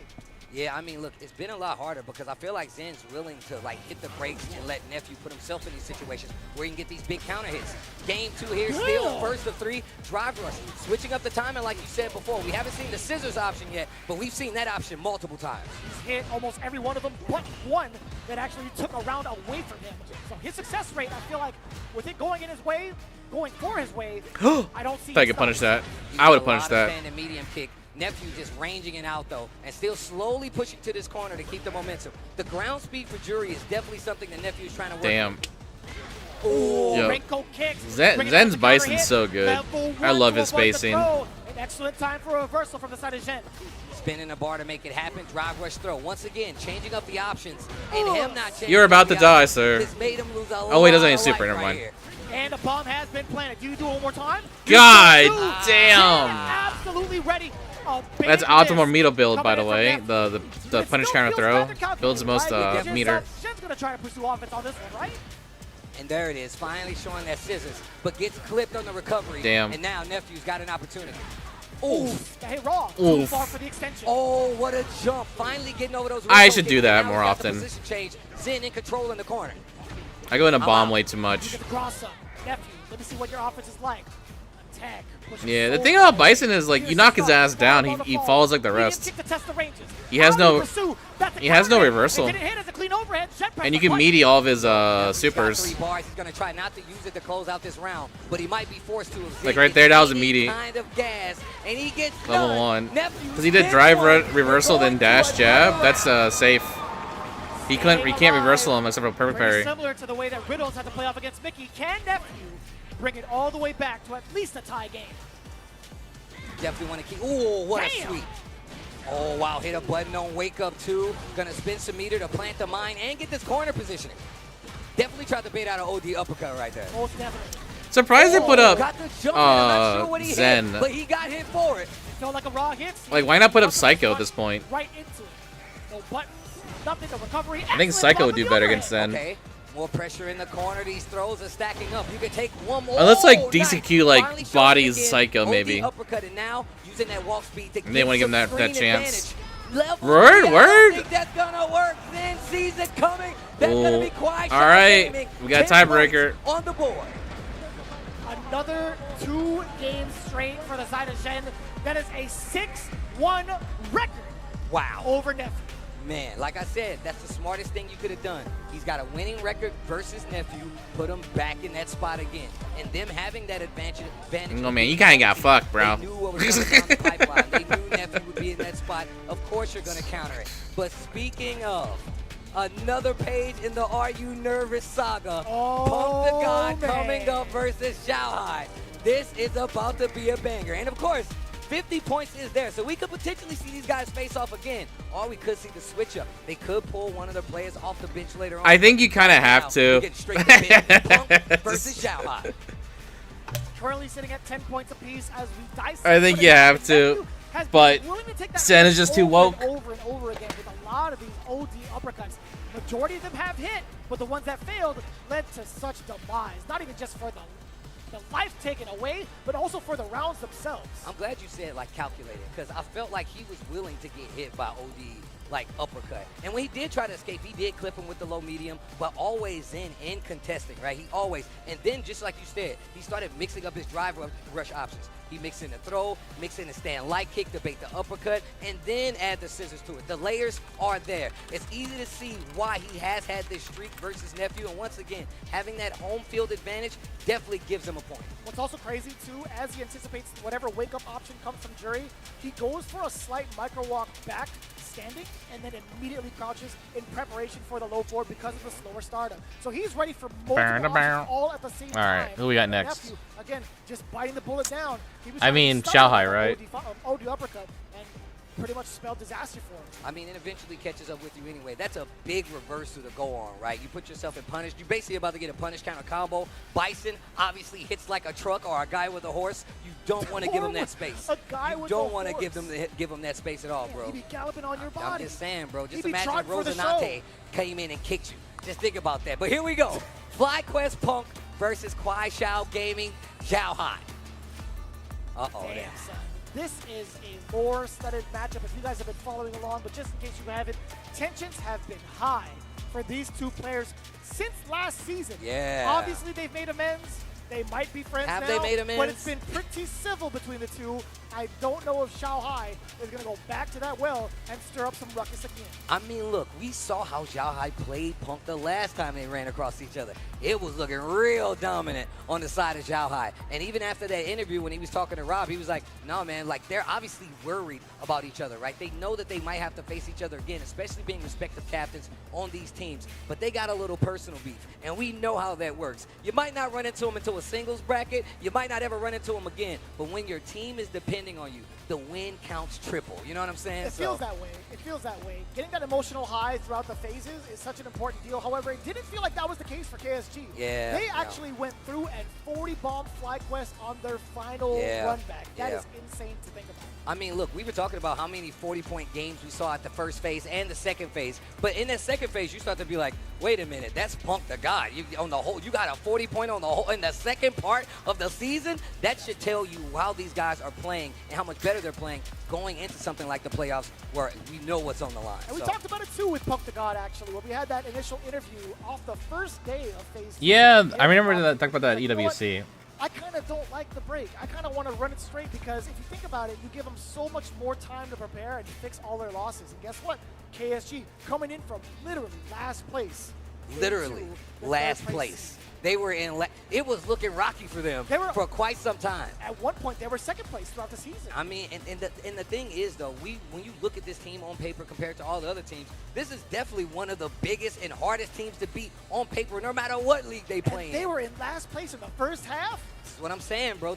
It's just a testament. And whether it be the preparation, them shifting into that more serious gameplay style, which I will say goes to Zhao Hai and BX Bao, because he came in and he's like, you know what, I got to shave. It's going to affect my gameplay. I got to get the beard off my face. That's what I'm going to do. And it worked out. I mean, it worked out, and it got this team back into a spot where they're now in the playoffs, and now they have an opportunity to knock FlyQuest out of this bad boy. So, if you knew cutting your hair would give you more power, would you do it, Steve? no. I've done it once. I'm never doing it again, But bro. but it didn't give you power back then. But if it did it now, if you knew, it was like, damn, like some genie came up to you. He's like, I can't grant you wishes, Steve. However, I can make you an ultimate gaming god, but you have to shave your head. I can't do it. Yipes told me I can't cut my hair no more. I got to listen to my bro. I ain't going to cut it, bro. Yipes over the genie. I like that. I'm just Respect. saying, bro. Genies are evil anyway. You don't know the lore, bro. They're actually evil. Don't listen to the genies. I'm telling you. Don't believe Aladdin. They're bad. But here we go. Aladdin's not the genie. Zhao Hai. But Zhao Hai might be. He might be the bad man. He might be the bad man. I don't like that smirk. I don't like that smirk, bro. Zhao Hai came up on the last day of SFL, and my man looked so prepared. He looked like he was coming in for the first day of work, and he knew exactly what he needed to do. Kind of demonic. He's got a different demeanor with his entire team. They had actually talked about it a little bit earlier, right? He's not doing demon training anymore. He's just focused on one target, and that is FlyQuest. He was taking it team by team. I don't know what they have in store for 2G. I don't know if we ever get that interview. I hope we get interviews on both ends. But because of the unpredictability off of the first round, we don't know who's going to face off against 2G. So we're pretty much flying at the seat of our pants in regards to this matchup itself. I think that's the hard part about once you get to the playoffs here for SFL. Because depending on where you are, that's why placement is so important. If you're at that last spot, you got to prep for you're going to prep for every team anyway. But when you're in that last spot, you got to fight them all. So you know you really have to do some homework to make it stand out. Zhao Hai already said he's in the lab to do it anyway. And you know Bandits is waiting in the wings with their preparation already set in stone. And 2Game have been looking great in the second half of the season too. So what do you do? I haven't been able to talk to anybody from the Bandits camp. I saw Mena RD for like a split second. I turned around, looked again, he was gone. These guys are in the hyperbolic time chamber waiting to bring the destruction of Earth. Well, those guys are going to be waiting in grand finals. We got to see if one of these two teams is actually going to make it back there. But we still got plenty of games to play when it comes to the SFL finals. I really want to know what the option is going in. I want to know what Xiao Hai brings different to the table. And I also, more importantly, want to know what Punk brings different to the table. Because I feel like right now, it's in Xiao Hai's favor. I would slightly agree with that. I think he's had a much better game plan. We've talked about this numerous times after the show had ended the previous day. Xiao Hai is really playing. Oh, I just saw your message. If he's really trying to test whatever Punk has in store. We know one of Punk's strongest attributes is being able to win. I do think anything under the sun. The most likely chance Xiao Hai is gonna lose this weekend outside of Mena. I think Xiao Hai's gonna fuck up Laws. I like Xiao Hai. That every button lands and is important enough to link it to damage. I mean, and if we just talk about Punk, man, look, I already said that Punk is definitely one of the best out there. But also, you can't sleep on his preparation either. He finds one thing, and let's just say you don't know about it. You're like, I didn't know I was doing that. Punk is going to take it and run it into the ground. And if he gets momentum, I don't care what player you are, his footsies is so strong, if you get knocked down, you might just drop the controller and say, I'm over it. Because he has that kind of momentum. Well, Sin, right now, I feel like it's almost near equal footing. Yeah. If we were to take it all, if we were to put it all on a numbers game, right? Punk the God took down Xiao Hai 3-1 in that first interaction. Not as strong, not as prepared from the side of KSG. Second half, however, looking immaculate. Yep. Xiao Hai took it right back to him, 3-1 as well. Oh, so yeah, no, it is even then. I thought they met up again and the matchups were in their favor. But I guess we're about to settle it right now. After this one, I feel like this is so pivotal because these are your captains playing. These are your leaders playing. So it's really going to set the mood. It's going to set the tone for what happens on the rest of this team battle. As they get locked in, it's going to be Xiao Hai versus Punk. Kuai Xiao versus FlyQuest. Let's go. You can see very meticulous when it comes to the walk forward from Punk. All right. Xiao Hai, he's trying to look for something or at least get enough space to safely throw these fans and initiate. And if any normal comes out of Xiao Hai, it has to connect. Oh, yeah, most definitely. And, of course, you got to know this is round 3, so they're definitely fighting a little harder. Nice OG challenge. Stand roundhouse. This is what I was talking about, controlling the ground game. Looking for a whiff. Ooh, and he does get one. That was a counter hit, though. A little bit shallow. Xiao Hai ready for the come down off with a dive kick. Checking him with the jab. Catching him with the low forward. Back to the corner you go. Look at that drive bar on the side of Punk, though. Big jump in with the roundhouse. He's changing up his options. This is exactly what I'm talking about. A snowball is coming. An avalanche even if he takes this round. And the low forward again.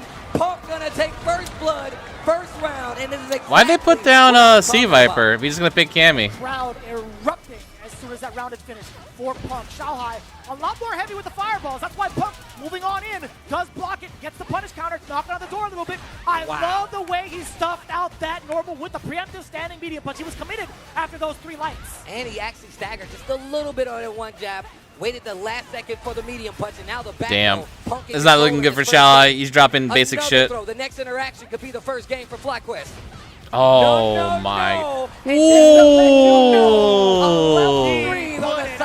Ooh, that was the disrespect. I love it. I love it. The fact that you spent the level 3, yeah, that's right. You were pointing on the screen, look at him. Look at him, look at him. He's thinking about it. Excellent start for Punk the God. Xiao Hai testing the ranges, testing the waters a little bit. He is going to go to character select, readjust his thoughts and strategies. Again, primarily, it was a little bit of a slow start. That first round, as we had mentioned, testing out where Punk wants to dwell at, whether or not he gets the green light to throw the fans, he'll pursue that. Punk immediately sniffing that strategy out. What happened in the second round? He walked up within the right ranges, blocked one, went for a punish counter. It was all downhill from there. And Punk is really making sure that he's getting around a bunch of these normals. Ducks under the Riembu, and now he's got the corner positioning again. We're not going to get too much harassment. After that crouching heavy, it's not going to be his turn to pursue. Oof. Check with the roundhouse, though. I like that. And look at this plan a little closer so he can deal with the fan. It's over it again. I might be too, actually. That he's on Cammy, I feel like I have to. And a stagger on the lights. He got a counter hit. Now it's 3. Again, the drive reversal. Xiao Hai. God damn. Been suffocated in the corner, whether it's normal. Yo, Cammy might be good still. Either way, Punk looking at a very very convincing second game. Oh, the perfect parry. Punk looking sharp. We talked about the preparation that's on the line. Punk said we just need to get here, and he is looking good in this my matchup. Doesn't matter where you place us, as long as we make it to the playoffs, he is playing with that mentality, Steve. Oh, wow, trade. Tried to get a roundhouse in there, actually catches the second hit of the fan, and now Zhao Hai has got an opportunity. Even though he is in burnout, he's working on 3 bars. DI. Oh my god, that's dangerous. Wow. Disconnect, so does the roundhouse. Zhao Hai builds it up, back to green. His drive gauge is there. He's ready for the interception. Airborne. A fully stocked Zhao Hai can be rather dangerous for a single hit conversion. It's a drive rush. And what did we just say? Just like that. Doesn't even need to go into anything else. But the uppercut ender. A round on the board for Zhao Hai. I'm going to. He's not Japanese. Pump, though, single hit can be dangerous. You can't throw the as long as he doesn't beat a but Japanese Zhao Hai player, we're still managed safe. to do so. You can tell he's still playing it. And I feel like that's one of our strongest tools, right? You're going to not stop using the fans. You're going to be a lot more careful when you throw them. This could be a changing of the tides right now for Zhao Hai. He's playing a lot slower, and when the games go fast versus Cammy, you're probably losing. Oh, flow forward. Still, interception. Oh, no anti-air this time. Nothing. No uppercut against the potential dive kick, just the jump in general. Punk, no, actually, Zhao Hai is the one creating some space for himself. He doesn't want to get cornered. He doesn't want to get back thrown. He wants to play it out with the normals intact. Yep, Level smart. 3, hella damage incoming. You might be reduced. Dud, to throw I'm gonna need you to stop rooting for Punk. Oh, he can take 2. I'm gonna need you to stop, man. Not even go. Oh, never mind. 3 out of the corner. Punk willing to spend it all. He says, I can close it out with a little bit of drive. It starts now. What's the option? What's for breakfast? That's plus. Spiral arrow. God damn it. Dud, you jinxed him again. You killed Mickey. You're killing Punk. Turnaround is happening. You see I'm gonna need you to root for Zhao Hai again. I was thinking to myself, would that be meaty enough to actually press a button? That's what I was thinking too. I was like, I mean, my first idea was no. But as you can see, Zhao Hai calls it out. It was either that or Punk maybe delayed a button, perhaps to catch something from Zhao Hai. But I can't check the frame data from here. I don't even know. Jesus, he's just destroying his bars. But Zhao Hai does get the conversion off of the fan. Follow up. Trying to fight back, gets the throw, but it didn't work out. Punk's back to the wall. First round means we're pretty low on the meter. Wow, why that route? Depends on when he gets. He wants the powered up fans. Oos. You gotta put your. Oh my god. I think you're too late. I think you're too late. On the board again. First round striking for Zhao Hai in game 3. Ooh, great block on the overhead. And it's a small lead, but a lead nonetheless. Zhao Hai. What do you do about this Punk? How do you inch your way forward? Taking his time to try to get in. Oh, tried to swing a little too early. Level 1. The throw is going to get you in trouble. Those fans, once again, are in play. Drive rush to close out the distance, and now you're in the corner. Big damage is ahead of you, and these next interactions. Oh, if you do it right, my Zhao Hai god. takes the lead in the set. Viper. Getting some words from nephew. You should like not get Thinking hit in about his neutral. approach going back in. Zhao Hai has That's my nephew completely impression. turned It's not his very around. good. It feels that way. I feel there's a little bit more reluctancy coming in from the side of Punk as well, but it's been very difficult to gauge what Zhao Hai's up to within the further out ranges of the roundhouse. His fan timing has been ambiguous, and even some of the drive rushes never really expected. Sometimes Punk has been very good at contesting these drive rushes, but it hasn't been the case just yet. Perfect parry, punish counter against the fan all the way through. Wake up button dead again from Zhao Hai, catching the timing against Punk for the counter hit. I'm glad you brought up how he's changed up his timing. Zhao Hai now drive rushing in behind that fan a lot more, and it's getting him the opportunity to push Punk to the corner and get that momentum. One of the reasons he's got this lead. I like the perfect parry call out though by Punk to try to close that distance. So now Zhao Hai's second guessing the fan. Oof. The whip punish is there against the roundhouse. The big sweep that we know him for. Double trade. Swinging. The big whip punish. Get that roundhouse out of here. Big damage on the board. Punk keeping the frame advantage. Crouch heavy on the wake up and wake up. OD uppercut on the side of Zhao Hai. He tries to dash out. Punk doesn't let him. A scramble ensues. He's got 2 bars. That should be it in another round on the board. Damn. Set point coming up here for Zhao Hai. I think Can we see the same Punk's be playing Mai soon at this rate. Can he do another 3-1 against Punk in this round alone? Tried to sneak in the throw. Punk prepared, and he finds a crouch jab. Back to the corner we go. That first game, he's been able to make something happen in the corner. Not so much in these last two. Now we get that forward throw. Punk, how do you apply the pressure? You cannot. When he wakes up with the ODDP, Xiaohai willing to spend it. Bro, Oh, level 3. Fierce from Xiaohai has gotten him so much mileage. Something got unplugged. Dash up twice. Okay. Oh, Very neat. needs to be real careful right now, bro. That's standing fierce. But wait a minute, Punk finds the hit. He's gonna spin it. He could have level 2. Come on, round, man. Take the momentum back. He knows he can't lose another round. But we're gonna go into this next one with Xiaohai sitting at 2 bars, working on 3. Steal set point. Steal set point. Xiaohai could definitely close this.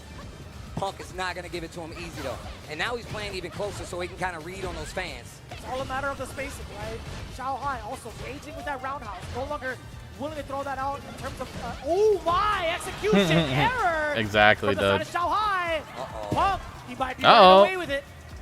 Back throw, keeping the fight in the middle of the screen. Xiaohai not reluctant at all to keep going back to these fans. Punk getting right into that distance, and now you're in the corner. What do you do? He's only got 1 bar, and Xiaohai's got Yo, 3. commit. We commit. The third one, a 4th one will do it, Steve. Puts himself in the corner. Good shit. Punk is still alive. Throw after so doing a jump in after a throw is actually pretty dirty. Going in for a possible Because you can't ODDP it. with that jump over. It's all right. Y'all can make noise. Y'all can make some noise out there. It's cool. The games are good. And more often than not, with that cross of his block, your first intention is he going to try to throw me back into this corner? Is he going to take an action while he comes in with this jump and normal? That's why Xiaohai went for the OD reversal. And I mean, a lot of times it's a bad position to put yourself in the corner intentionally, right? Punk being Oh real my confident. God. Xiaohai gets his perfect parry, fights back to this right-hand side of the screen. The risk he was willing to take, and it paid off. 2-2, by the way. And look at that, just getting to this range, a little backdash. He's fishing for that roundhouse quite a bit. Drive rush this time, catches the startup of the fan, back to the corner, left side of the screen. Punk in control, Xiaohai trying to fight back. Oh my God, the OD dive kick. Knocking on the door a little bit. Xiaohai does find a counter hit off Pierce flags. Wow. We thought we were going to take him to the corner. No, we're keeping it mid-screen. We got the level 1 activation from Xiaohai, harassing with the fans temporarily. A couple more. Here comes the OD. Oh my God. He could have juggled that. Oh, wow, not close enough. Punk in trouble. The next hit could do it. The whip punish. No way. Breaker legs. Is he dead? Yeah. Oh my God. I'm going to be real. He got lucky as fuck right Shout out there. to Street Fighter 2 to He add got that so move. lucky. Go. He didn't do crouching medium kick instead of crouching medium All right, punch. here we go. Now Punk and FlyQuest with the lead in this set. It's small, but it's there. Punish counter on the knockdown, another throw. Don't let Jean-Claude Van Damme hear you say that, by the way. I'm sure he'll be very upset. Both good moves. Either way, the dive kick a little bit too shallow. Xiaohai now with a big punish. Medium kick as well. Just to force Punk back a little bit. That fierce Punk walked right into it. Bro, big chunk of damage off that light bar for Cammy. Wow, he really tried to scout a fan right there. Okay, He's at backing liberty up. to do so, right? He does have the enhanced fans. He has 3 more left in the tank. He's allowed to harass with it from closer ranges. The roundhouse does clip. He's ready for the uppercut as well. The meaty crouching medium punch. Punk Good meaty. not ready for it. He might have tried to either jump or he just wasn't blocked and trying to move on forward. Xiaohai keeping it tight. Match point yet again for both players now. Resources looking a little different. Punk just barely at 2 bars. Xiaohai sitting at 2, working on 3. You gotta watch those perfect parries. You see Xiaohai second guessing his approach, and the dive kick hit kinda high. Another one. Repeat Another him. one. Let's go. Punk. And he spent mad bar for it too. Illegal Parry. activities. Scared money don't make no money. Steve roundhouse. Counter hit. He gave it a link off of that jab. Oh. Gets the hit back to the left side of the screen. Punk trying to force a situation from Xiaohai. He's got 3 bars. That next No, he got him. He got him. Punk cashes out. Level 3 takes out Xiaohai. The Punk bomb is the third. Wow. They have the lead in this team battle. You see Punk looking back like, yep, that's what All I right. wanted. What a level Dud, you're 3. up. And Shoot he this stood up right motherfucker time. in our Not chat. before the job was done this time. No, he shook his hand though. He definitely shook his Right hand. click though. on his name. And the crowd, as soon as And then, the hit had landed, everybody in the building Yeah. knew what was coming. FlyQuest in the lead. You'll see a 30 symbol. points to 10. And I believe we got the Oh no, just signs regular from click. Sorry, don't right click. Regular click. You'll see a circle. Man, That was, look, if I'm FlyQuest, Shoot this I'm motherfucker. sweating the whole time during that match, bro. I mean, but that's the back and forth we've seen between these two players, not only at SFL, but in the regular tournaments that these guys play. And it seemed like the wear and tear for Punk jumping in finally got to Xiao Hai, where he was like kind of mistiming his anti-airs as well as questioning when he should do them. And that's when Punk started to snowball, turned into an avalanche, completely wiped out the house on the mountain, and that's how he got the W. We just built that estate, We just too. built that estate, bro. That's crazy. You know what's also kind of wild? Saving the best for last. We can talk about that as the replay progresses, but man, the back-to-back OD dive kicks, we'll get into that a little bit sooner. But you started to see Xiao Hai adapt to the movement and the pacing that Punk was trying to set. You saw him run into a ton of fierces, into big conversions from the side of Xiao Hai. He was rather confident, but man, that last bit of trickery. Again, we talked about saving the best for last, taking that risk, going himself into the corner, and still also maintaining his confidence with the whiff punches, despite being at a pixel towards death. Bro, as we get into it, go ahead. This is why Punk is so good. This is why he is so good, bro. The fact that he was contesting every time. Yeah, he ate a lot of those standing fierces, but guess what happened because of that? He was close enough to continue to get those roundhouses. Those perfect parries became a lot more prominent, and Xiao Hai definitely thought about swinging before he would do it again, and it put him in trouble. And once again, that's 20 points, 30-10 like Vicious just told you, and now we get the side switch, and this time they got to know the lineup on the other side. There's a lot to talk about here. With 30-10, you're only looking at 2 more games from the side of FlyQuest. Do you send up the captain first to get those 40 points, or at least within the middle seat to ensure possibly 50? It really depends. Can they rely on that first person to be like, you know what, Cap, let me get this. Whoever they send up, I'm going to secure these 10 points. Just take us home. Or do you play it safe? Do you have Punk in that anchor seat again? And mind you, when it comes to the run back, the fourth player has to You did it. out. Has to get into the fray. And look, we already know. You heard. Oh, are you on your phone right now? Extra player that's sitting there. It's Psycho, crazy, deranged. Psycho is definitely sitting there ready to play. My man was looking crazy, sitting back there waiting to play right now. He had the look in his eyes, Steve. He was ready to go in. Funny enough, I'm glad they're reserving him for the second spot because it could get kind of crazy. But as it stands right now, again, FlyQuest in the lead against KSG, 30-10. You guys have been tuning in along to Street Fighter League US up until the finals. But of course, getting here wouldn't be possible without our sponsors coming through. Asus definitely being one of them, being able to elevate your viewing experience with an Asus ROG monitor featuring stunning visuals, ultra-fast refresh rates. Lord knows I need that. Ergonomic designs. They're perfect for gamers and professionals alike. Visit asus.com to find your ideal display today, especially with a 15% off discount code using Asus-SFL. And I don't want to hear nothing, because if you're in the crowd, you can scan the QR code, and then you can head on over to Brook Gaming, man. Gen 5X fighting board, the heart of your next-gen fight stick, fully compatible with the PS5 and the Xbox Series XS, delivering seamless performance and low latency. Built-in assist features and easy to craft your ultimate fighting weapon. Shout-outs to Brook. I know you hear the metal clang. The armory is open. The power. This is the arc, when you become a villain. But the fighting game community overall. And if you want to get good, you got to buy good. Shout-outs to Brook for hooking us up here. And you'll know when ads are Support coming, SFL. too. So with the current score, there could be a dicey lineup, or we could play it safe. It really depends. FlyQuest with 30, Quackshall Gaming with 10. Who's going to be coming up to bat? We'll find out right after this.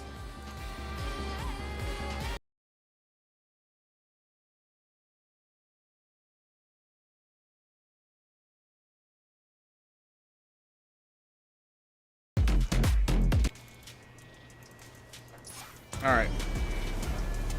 That's a rank set I can get in.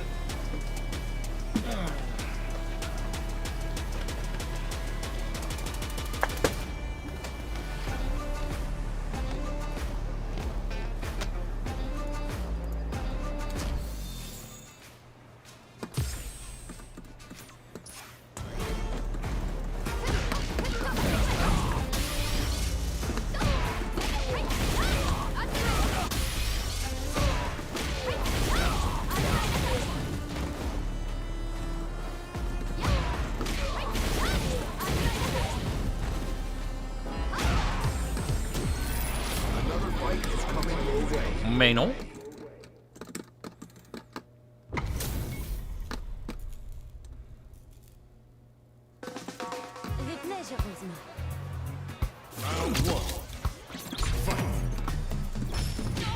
Oh damn! All up in my shit. Oh, I'm getting gobbled up. Oh! Punish jab my jab.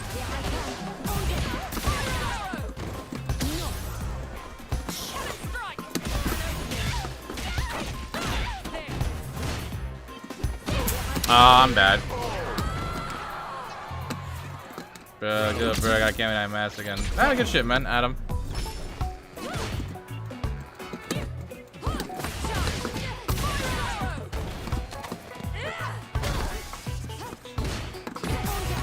Oh, that's not a bad idea.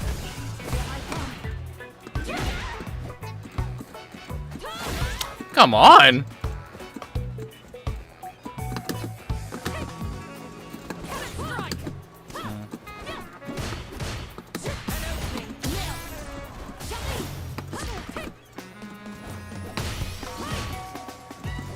Damn, I'm getting wrecked.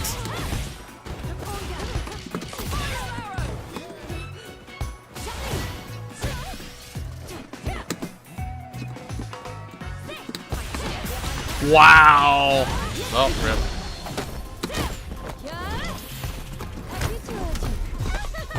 I'm about to get a high master too, just the opposite direction.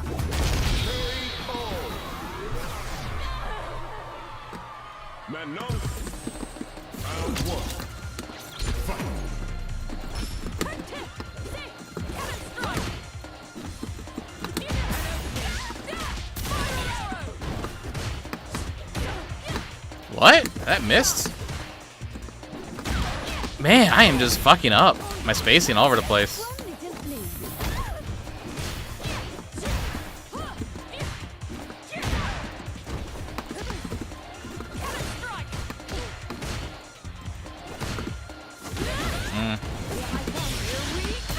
Really? You blocked?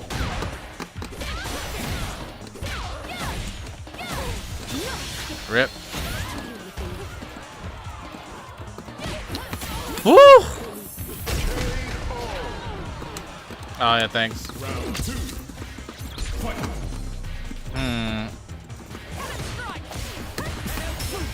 Oh, I could have.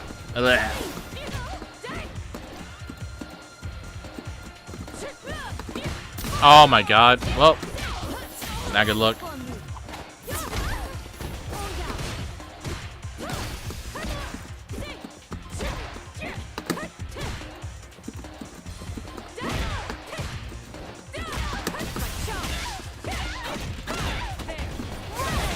Whoa! That's neat. Ah! Oh well.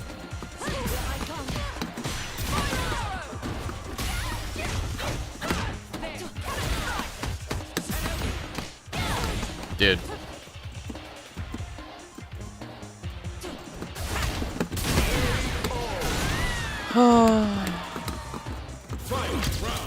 I'm playing so poorly. This guy thinks I'm probably an idiot. And he's right. No!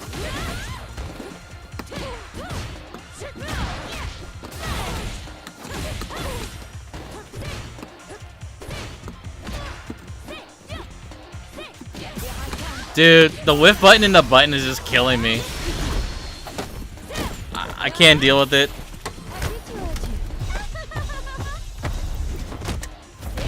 Rip. Alright, where we at?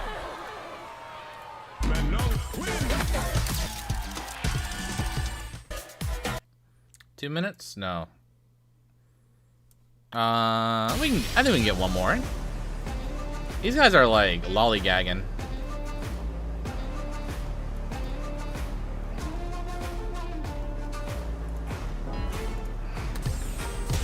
Oh no!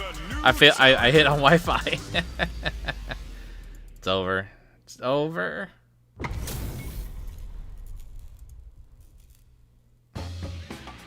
Beginning operation.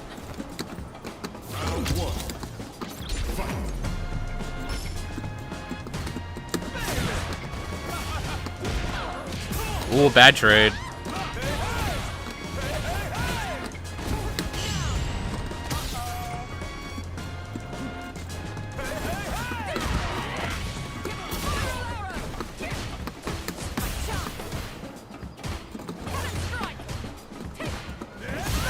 Okay, you just get the. That's not good.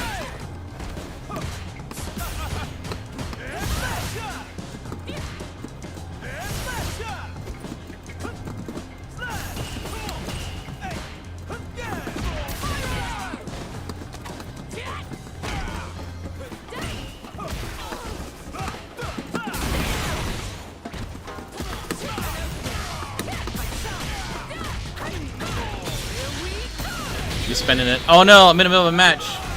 Alright, I'm gonna have to one and done this guy.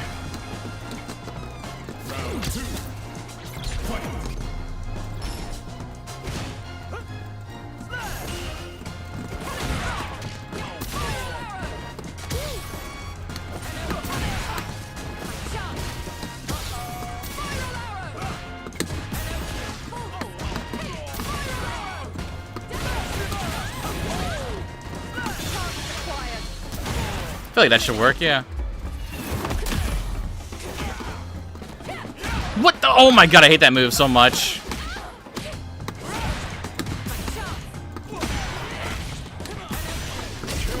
Alright, sorry, bro. I got a one and done ya. Cammy wins.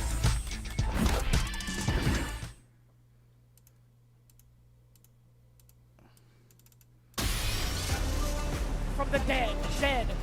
Although in the deficit, Psycho wants to spend 2 bars for that round. Rather expensive. We usually see Besides, it's Psycho. Gotta watch Psycho. to go into that install and get those buffs as soon as possible. But Shen not giving him any sort of remorse. The bomb goes off. Hella damage incoming as well. Reapply the mine. And you can see the damage differential is one of the reasons you probably don't want to go for it all the time, right? You know if you get that hit as Bison, you got a lot of damage that you can cover in a short amount of time. In Burnout, Psycho gets the knockdown, still fighting valiantly, but the drive reversal gets him away from that corner and Zen. Shen waiting for his drive hit to come back as well. Psycho still in this burnout phase. How do you initiate? The trade-off, the neutral jump. No response from Shen. We think of the punish counter throw. Oh, drive it back. do it Get again. parried. On the way Oh my god, he's gonna get level 3. He's gonna build a level 3. That's a critical arc into the big damage. Hit him with the tag. And leave a Banksy at the crime scene. Let's go. First game, Psycho, bro. You gonna let this guy out of the asylum, the place with the white walls, the padded walls? Ooh, and considering FlyQuest, they're at the home field advantage. They get to pick the next matchup up. If Psycho is able to run Zhen over and score those 10 points and put him at match point for the leader potentially, this could spell trouble for KSG.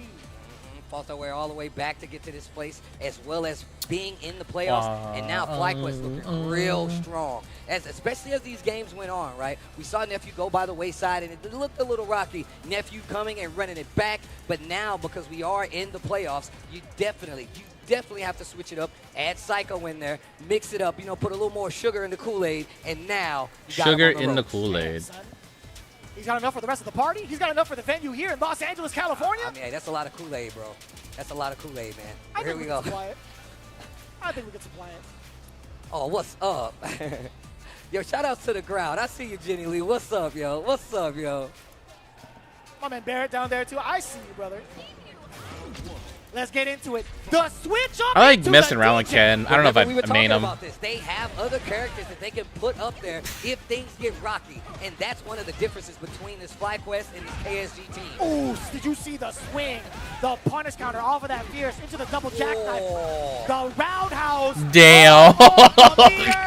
Give me that magic Oh my over. god, just Yo, with the perfect two. It looks so violent. Pull out the maracas. Yeah, baby. Oh, wow. The stand like to stop the drive rush. Momentum on Psycho's side. You don't want to give him any space.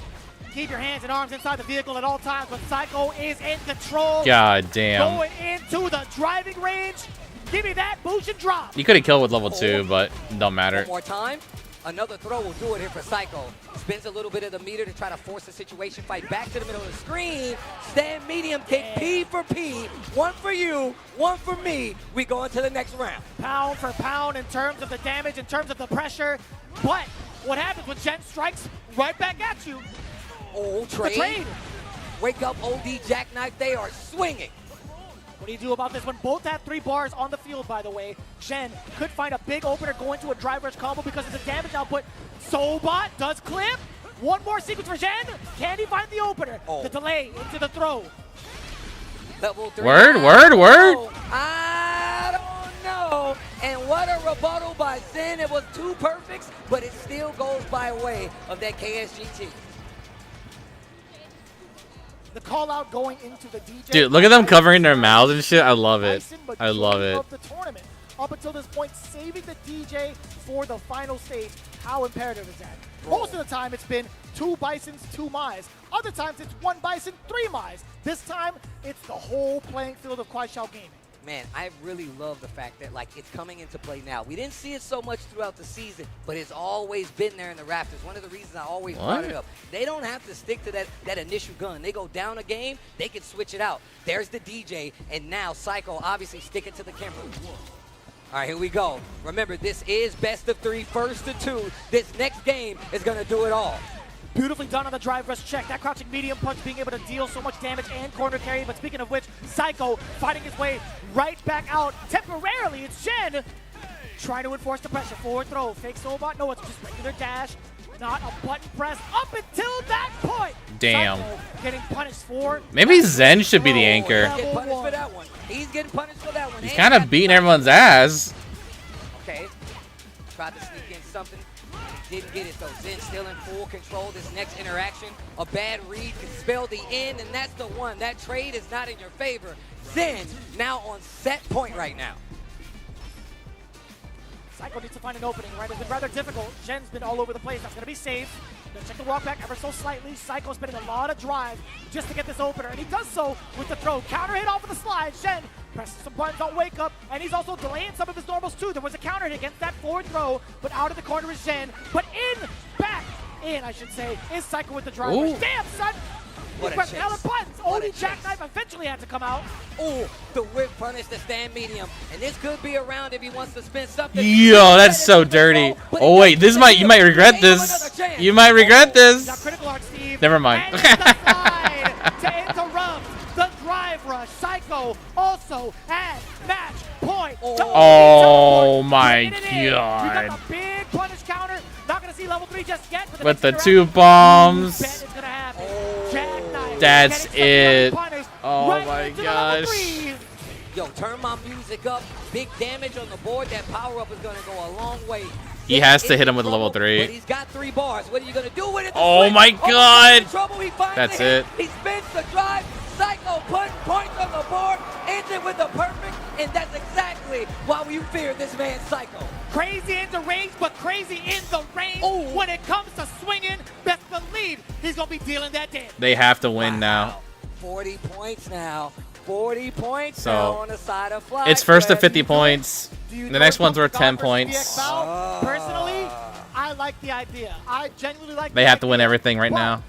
The trust is going to fall. Bro, Kimberly is so possibly to cracked their this teammate. season. I mean, look, Not a like I said fan. before, Not a you could fan. do that. But let's take a look back at this last match. Out of the gate, Psycho going crazy and getting that first game pretty clean. Still talking to his bench so he can know what goes down. The switch to the DJ. One of the things we've been talking about all season from this KSG team specifically, able to switch characters. But when he did come back, he answers with a perfect. Doesn't stop Psycho from answering one of his own. right. But he does get a game on the board.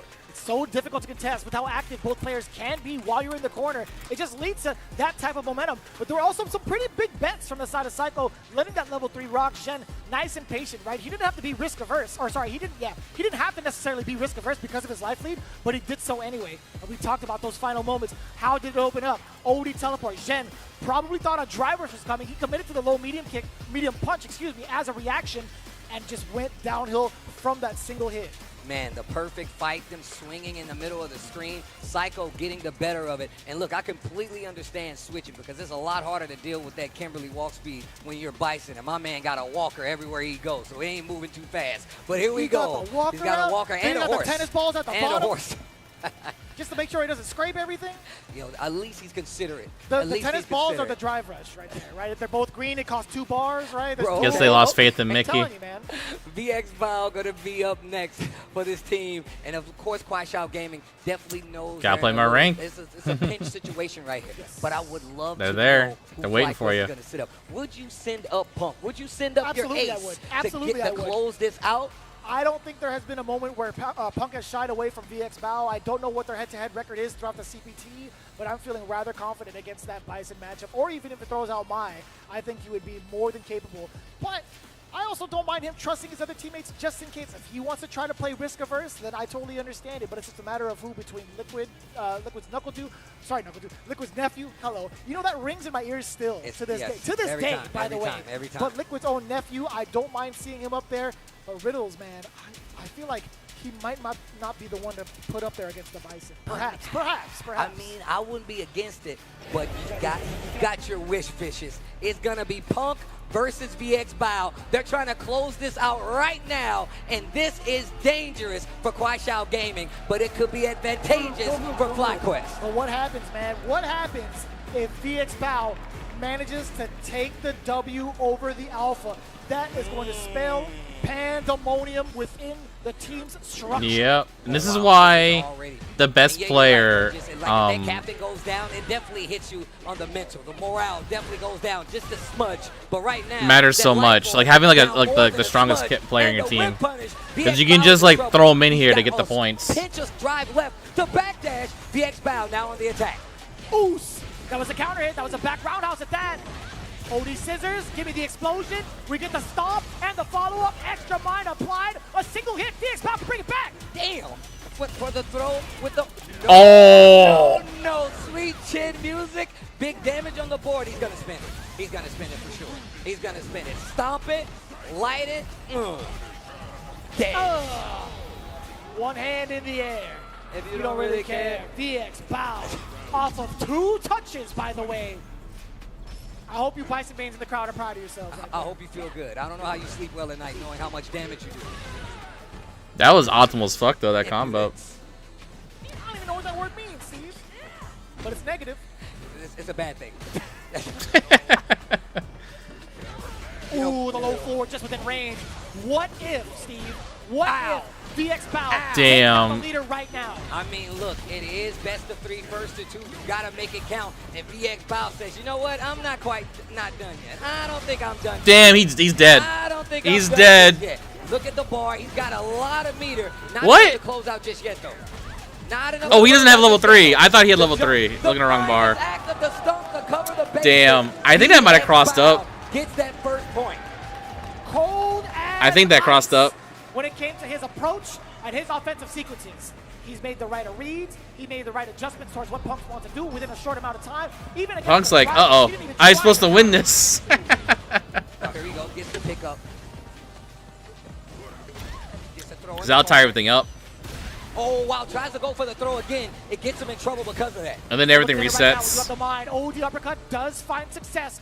The first one thus far against Punk. VX Bao measuring the distance with a standing medium kick. A little bit of a threatening tool against Punk to God. We do get the punish counter all the way through against Punk VX is Bao. hard to kill, Still walking though. on the glass, though. He adjusts really Check, well. Nice check. Here comes Punk.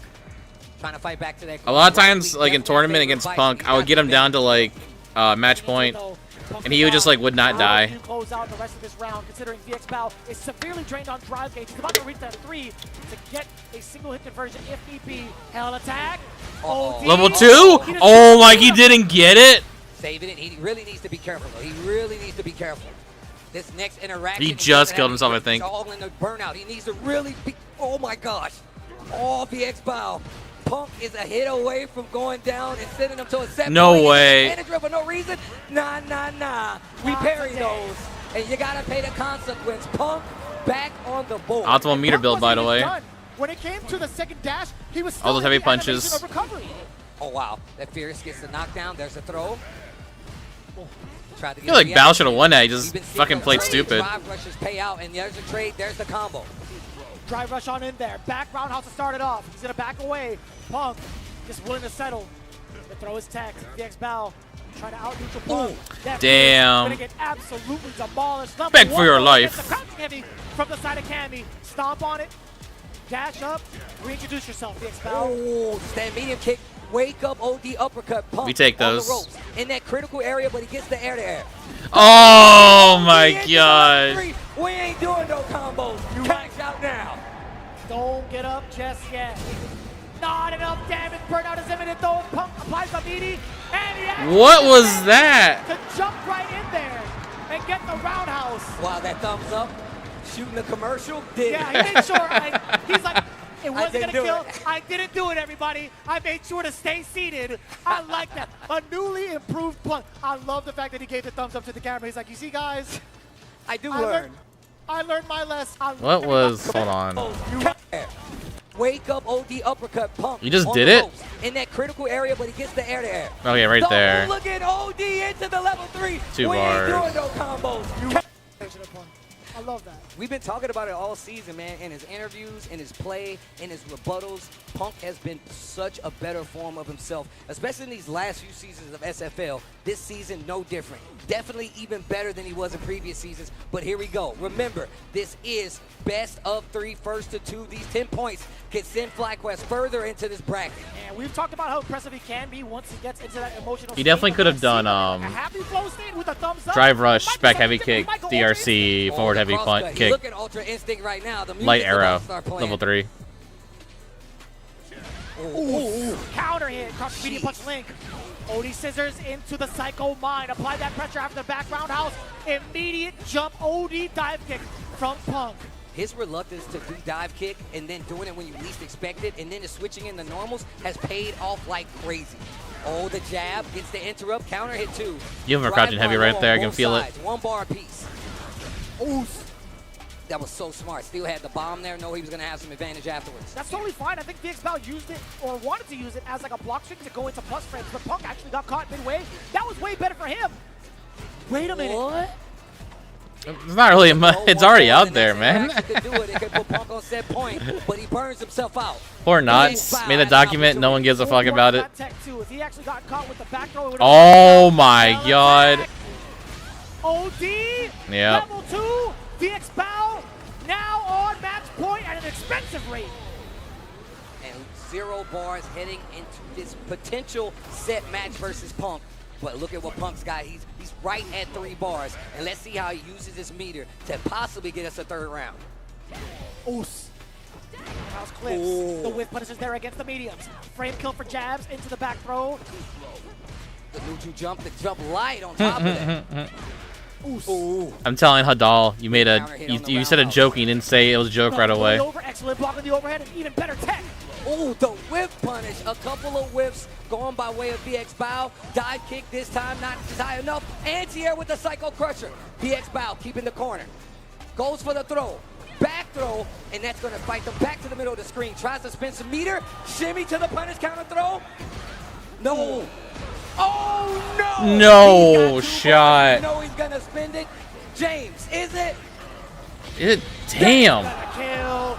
It's gonna kill. One of the possible outcomes. Not even Dr. Strange could have seen this coming.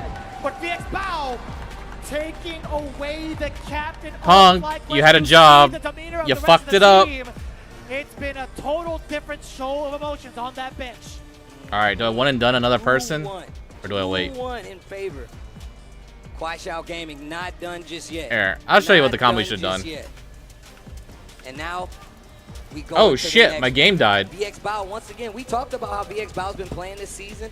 Well, once again, this team has multiple characters they can go to. The Bison has definitely been something we've been seeing, but he's also had the mind mixed up in there. He's also had the Ed at one Yeah, point, he had too. quite a few characters, and I think that's what really helps out in these matchups. Having that extra character I that re-upload you it. can't deal with an unfavorable My matchup 6. can really take you a long way. And of course, it didn't stop what Punk was putting on the table. He definitely had a couple of opportunities. But I also love the versatility coming in from DXBal, right? There only have been a couple of moments where he's had a level 3. Come on. He's opted to go for level 1 for the reversal and always had that level 2 just in case for these big round finishers. I've really enjoyed his pretty much preservation of the meter specifically specifically for those 2 instances. And I do love that he's not taking the bait, right? Punk's not taking the bait when he's trying to hit him with these wake-up level 1s and depressed nightmares. Okay. He's not taking it. He's literally like, no, I will wait. But now you see the turnaround from BX Bow, the thumbs up, my man shooting the commercial out here.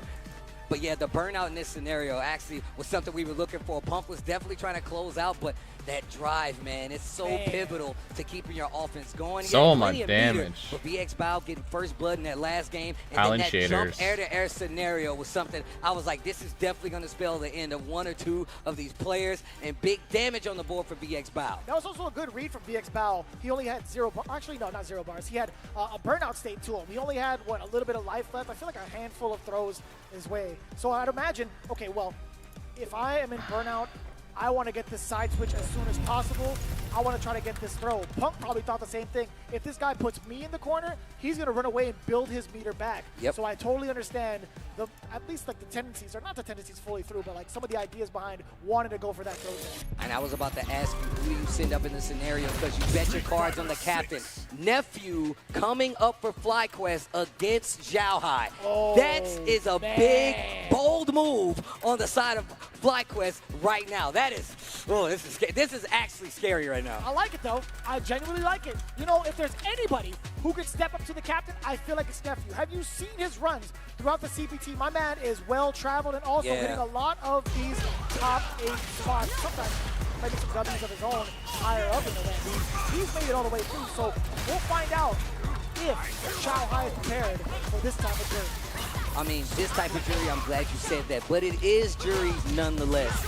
The early days of the meta was filled with juries, and that is nothing to say about Nephew, because he's still a cut above the rest. One of the strongest on the planet, definitely one of the strongest in the U.S. But has Zhao Hai understood and said, maybe I might have to fight Nephew? Has he trained against this specific style of jury is actually the question. We're going to find out just momentarily. It's going to be, again, in a first to 3, best of 5 scenario worth 20 points. And as it stands right now, if I'm not mistaken, it is 30, I believe, to 30 down the line, or am I tripping? No, I think it's 40. Oh, sorry, it's 40 to 20, if I'm not mistaken. Okay. I am tripping a little bit.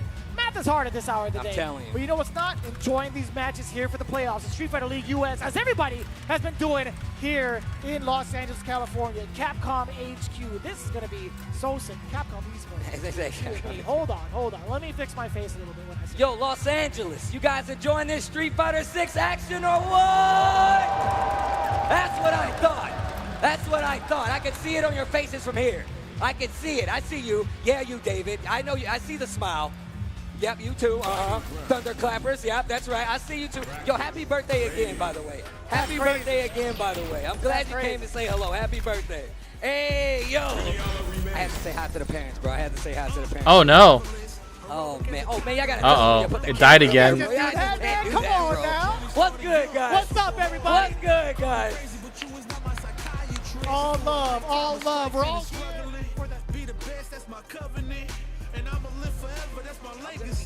Whatever team makes it from here to that world stage level. Just wanted to show you the one combo. To be a piece of what came from US that gets that big W. But here we go. Nephew versus Zhao Hai. Well, this is player match 3, so you know it gets dicey towards this. It's going to be jury versus I know. Can we get the tiebreaker scenario for the side of KSG versus FlyQuest? They need There you 20 go. points. Stop now. See if we can get that extra match. Okay, knockdown, gets a charge. Oh, well. Oh, I'm like going right that? past it. Okay. That was kind of sick. I have to turn off Discord. Somewhat different. What a whip punish. Wow. What kind of timing is that? Okay, drive rush, trying to keep the pressure going.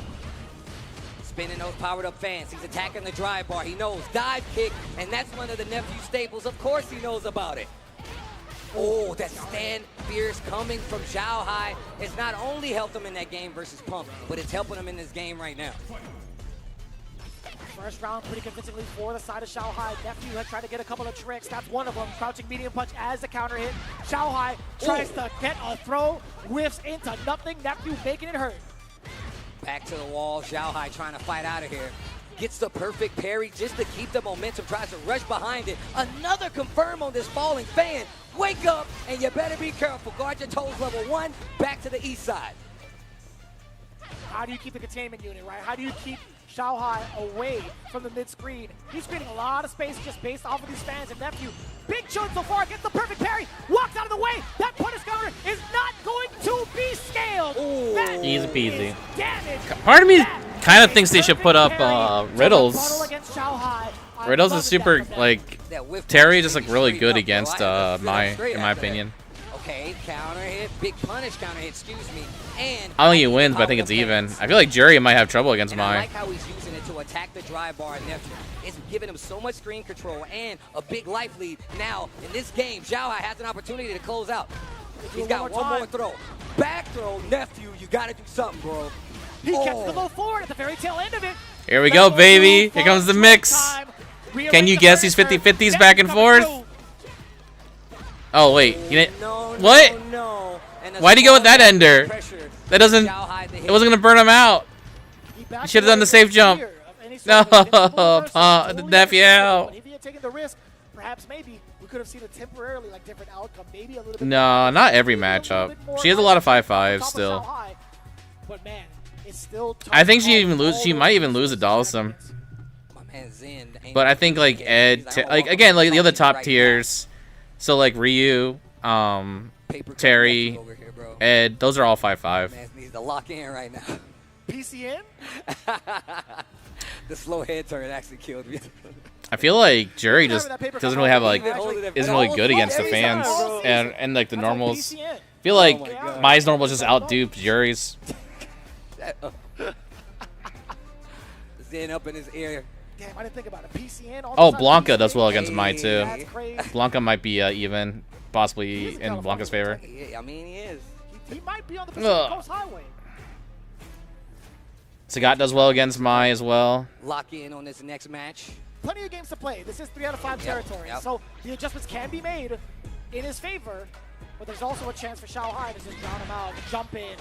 Big call out against the fireball. Nephew, drive rush on in, applying extra.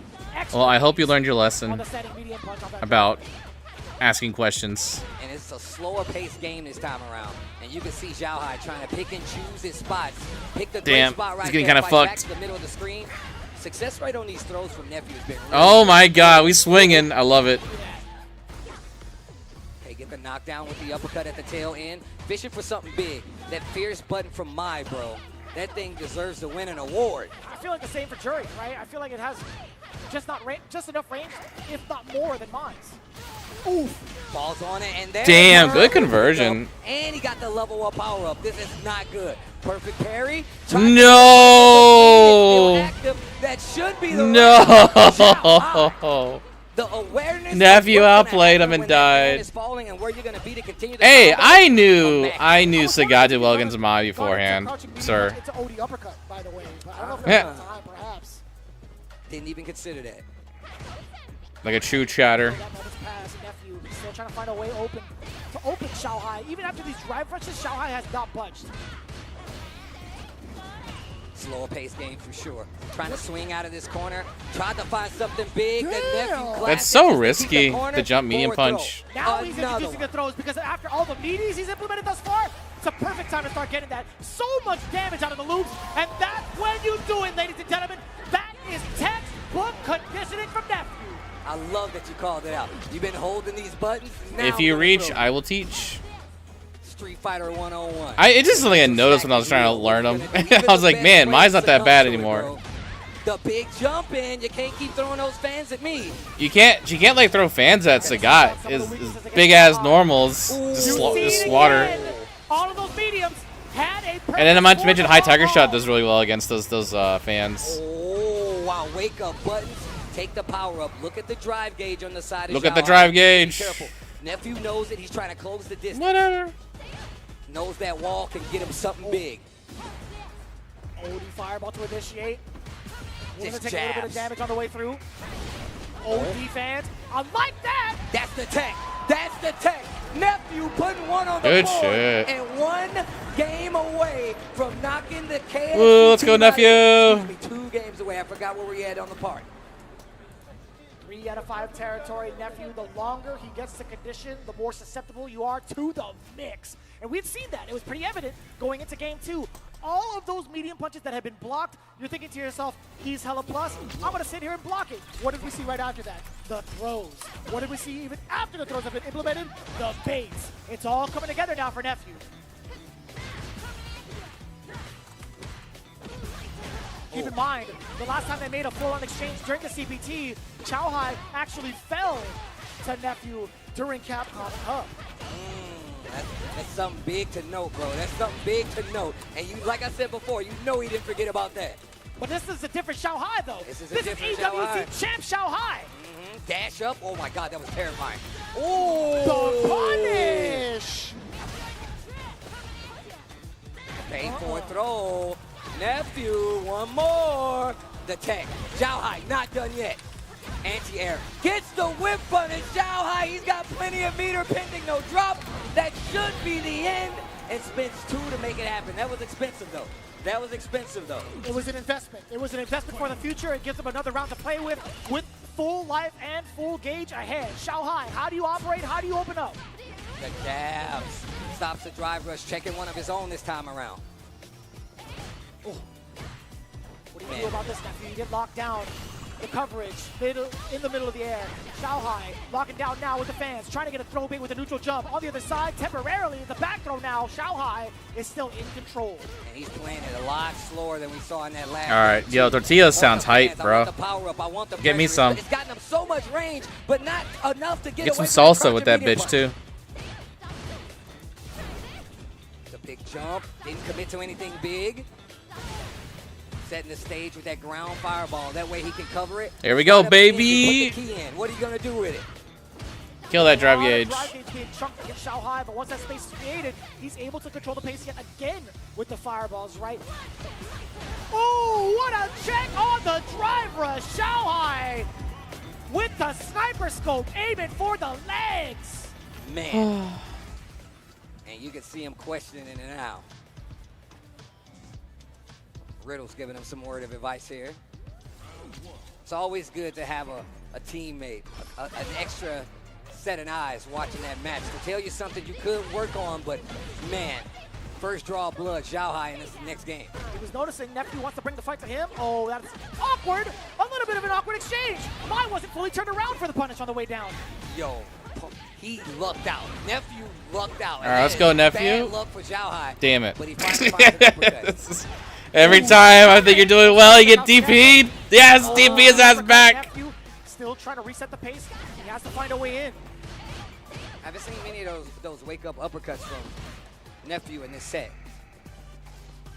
Using that walk speed, knows that he has a little bit of drive. You got to move forward to get more of that back. The bigger the steps, the more drive you get back. No, we've seen this exchange before. Chow Hai ready to follow up on those fans, and now it is set point. He shook his hand again. He's like, I'm sorry, what was your name? We've met before. My name is My Fans.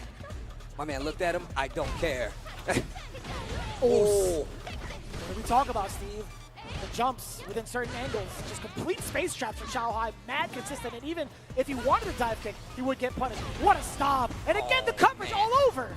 This is starting to look like it's going in favor of Chow Hai. He is on set point. Trying to get a reaction. Chow Hai not taking the bait. Trying to cover the approach with the fireball. Chow Hai starting to notice he's more parrying these fans, and as he's giving them more space to move out of this corner. He's taking the ground. Oh, overhand comes out. We haven't seen that just yet. Spend the rest of the bar.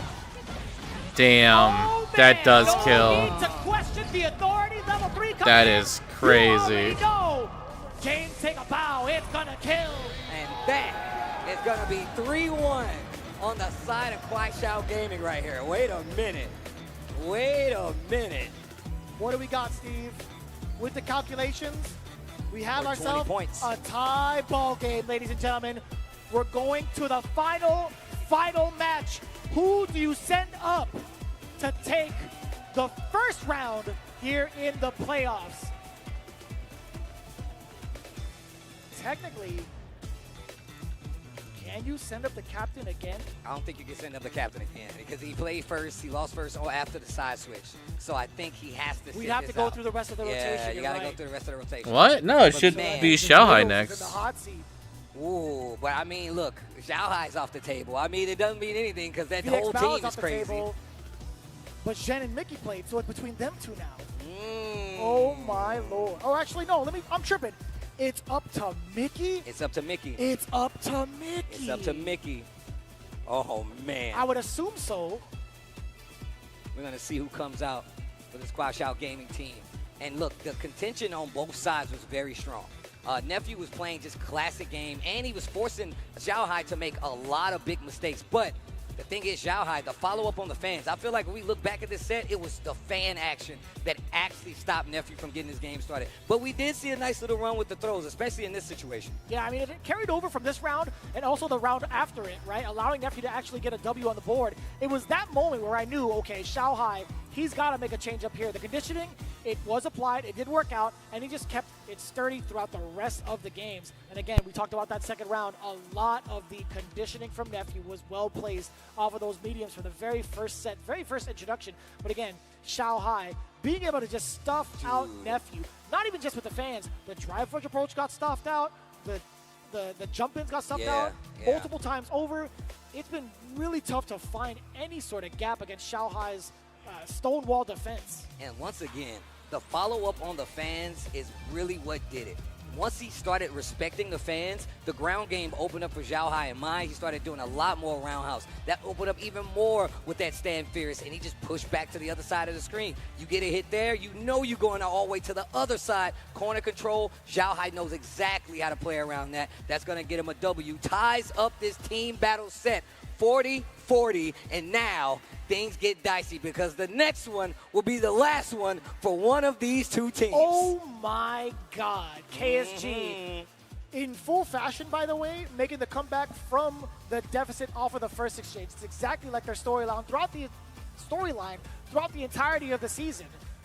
FlyQuest also currently at 40 points. They do have the decision to make, or actually the full utmost faith, putting in Riddles for this final spot, I would imagine. Well, we're about to find out, man. This is, once again, especially to take it down to 40-40 when the race is to 50, this is already getting interesting. First match of the day, first team match of the day, and we're going down to a tie to see who's going to get this last game and go on in this bracket. And it is, it's still scary. I mean, 2 games right there waiting in the wings, though. It's really scary, too. To kind of tack on what we were talking about earlier, when we saw Mickey play right off the bat, he got, I do believe, not a lot of time in regards to playing against the FlyQuest squad. He actually lost to Riddles 1-2. If you guys had just tuned in, it was a very, very close set between the two. But this is a very big fact.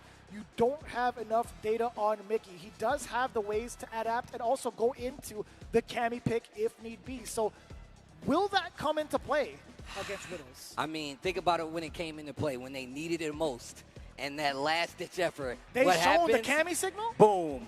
He was Mickey there. pulls out the Cammy. The character we've known Mickey for. Look, if you're new to Mickey, you should know this guy is definitely a threat. When we said the best Street Fighter players and the next generation Street Fighter players, Mickey, one of them. Riddles, definitely one of them. But Mickey is definitely somebody you got to be prepared for. Especially, like I said before, one of this Squash Out Gaming team's advantages, having multiple characters. Not just one, they can switch it out. And look, guys, we are not going to a commercial. We want you guys to see it, but we definitely got to thank the people out there that actually help us out. And it's got to be Steel Series, bro. You got to know how we get down here. Steel Series has definitely been helping out the fighting game community, and they're making Street Fighter League possible. Steel Series Moments is the easiest way to record and share your gameplay with friends. Moments in-game auto-clipping lets you capture and share your clips anywhere. And on top of that, they are definitely one of the biggest supporters of what we do here, not only in the community, but in SFL. Shout outs to Steel Series. Get yourself some headphones and let them know that we sent you. And I've seen you guys in the crowd. I've arranged the age when it came to what I saw as we went into it. Guess what? If you're in college, you guys got to make sure to sign up for the Collegiate Street Fighter 6 tournament. Play Versus has worked and stepped it up with Capcom to level up the Collegiate Street Fighter 6 experience. Join up for the Fall 2025 College Street Fighter Tournament happening December 12th through the 14th. That is this weekend, and it's open to all college students in the United States and Canada. Registration is open now and completely free, by the way, to enter. Scan that QR code or visit stadium.playvs.com for more details. Don't let me down.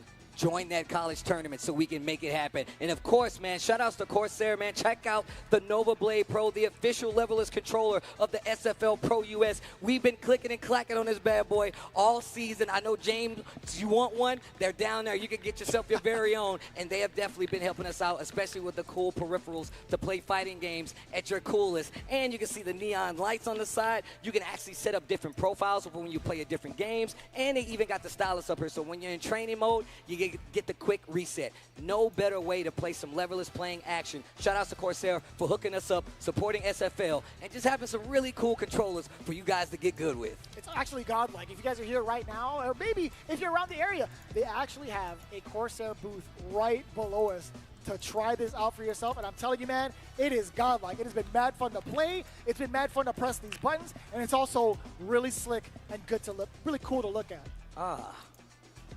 He's gonna take this one home. I mean, I can't. They said, from what I'm told, I can take this one home. I'll believe it.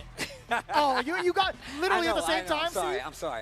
Come on, I just man. wanted to keep it honest, okay? I mean, of course, I would've they've been had your back supporting. regardless. Oh man, see, I respect that. That's why you're my little brother. That's why you're my little brother. But of course, we get back into the action. No breaks here. No stops just yet. We need to see who's gonna get the W here.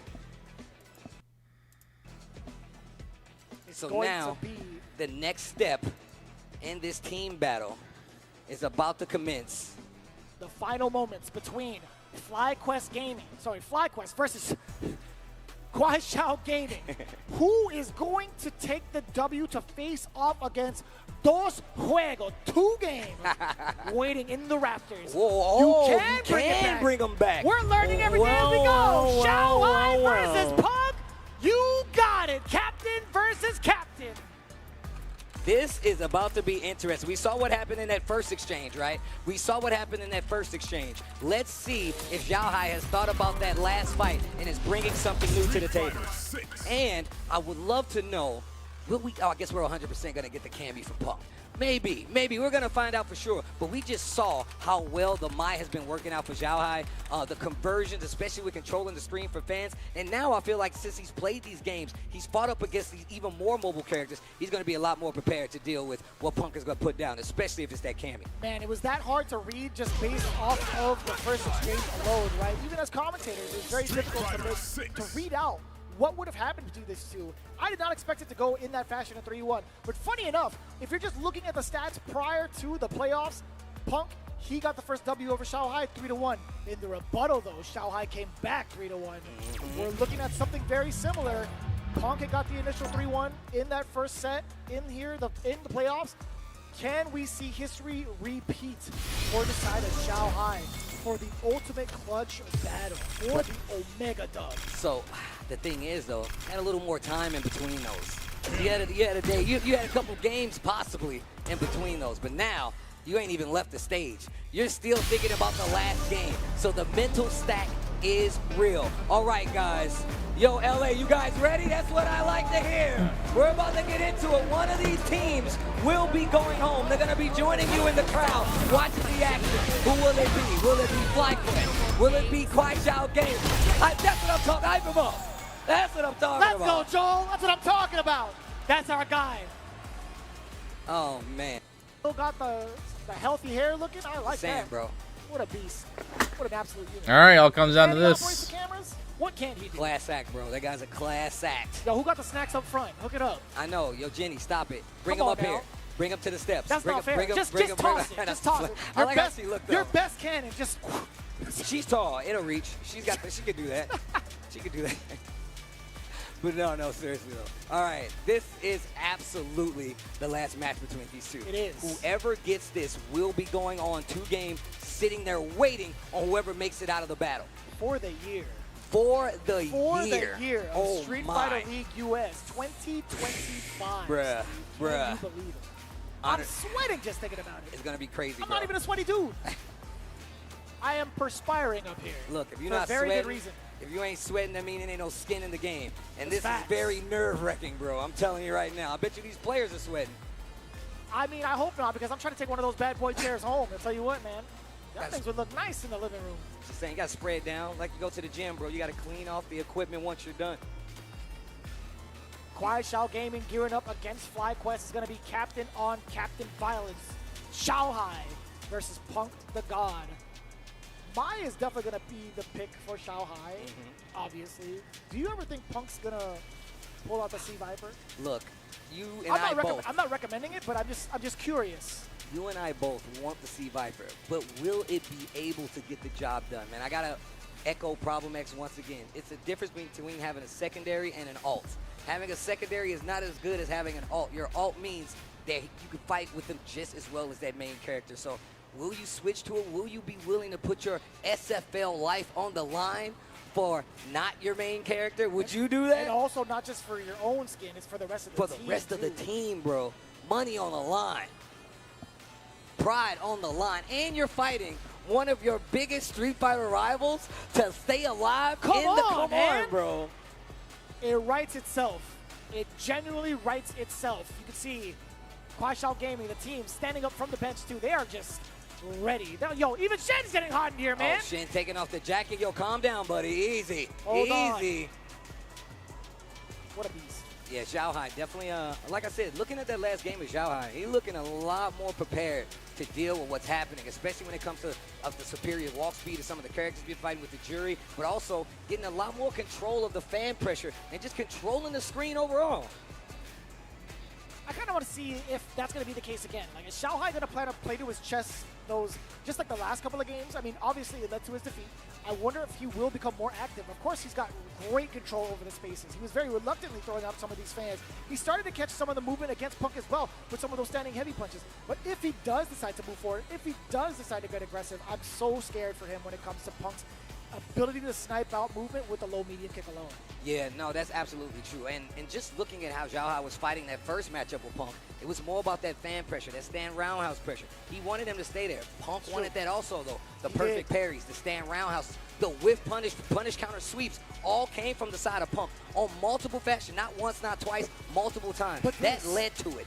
That led to what gave Punk that victory. But now, Xiaohai's seen it. He's back in that seat again. What are the adjustments going to be? One of the best in the world sitting on the stage right there. You know he's going to have an answer. You know it. And even so, like, maybe it's not via movement. Maybe it's not via normals. Maybe he decides to throw out OD fans very early. Maybe he wants to use the drive gauge as a resource to push Punk the God back. There's so many different factors to consider. Then, on the other side, what if it's not a fully grounded Punk, right? What if he notices Xiaohai is going to be rather difficult to contest and is holding back and playing to his chest again? Do you tease the idea of throwing out a crouch jab? Yeah, do you go in from the air with an OD dive kick? How do you approach? Well, guess what? All those questions is about to be answered. The aggression very early from Xiaohai getting that initial throw. Xiaohai, Punk, best of three. Damn. First of two, and then we got a winner, and somebody's going to be going home whining.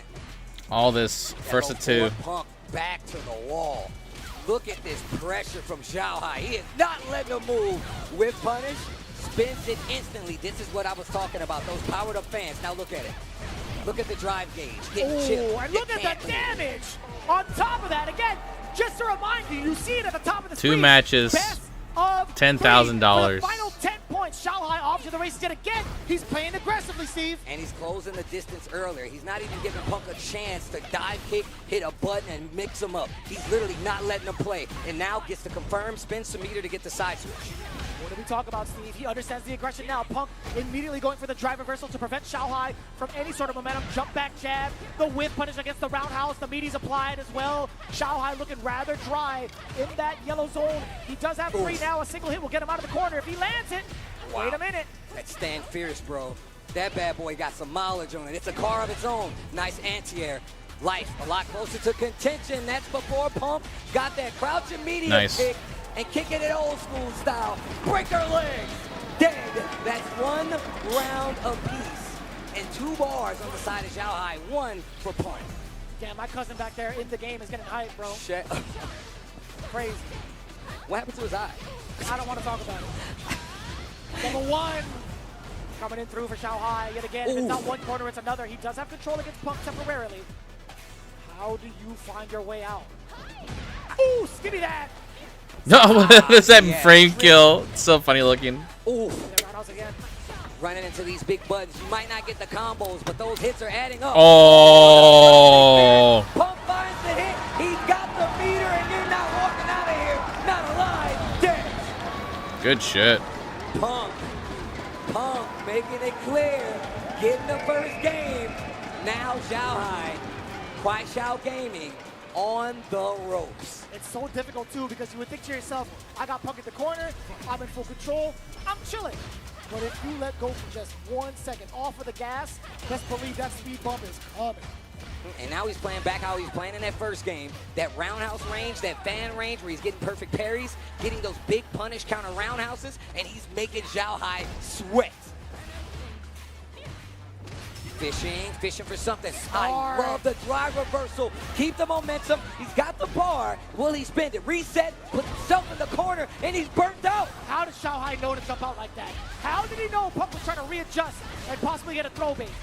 Oh, the damn! Find his mark. He's gonna work up to 2 bars here. Let's see what he does with it. Oh, okay, take the powered up fans. Gets the meter back.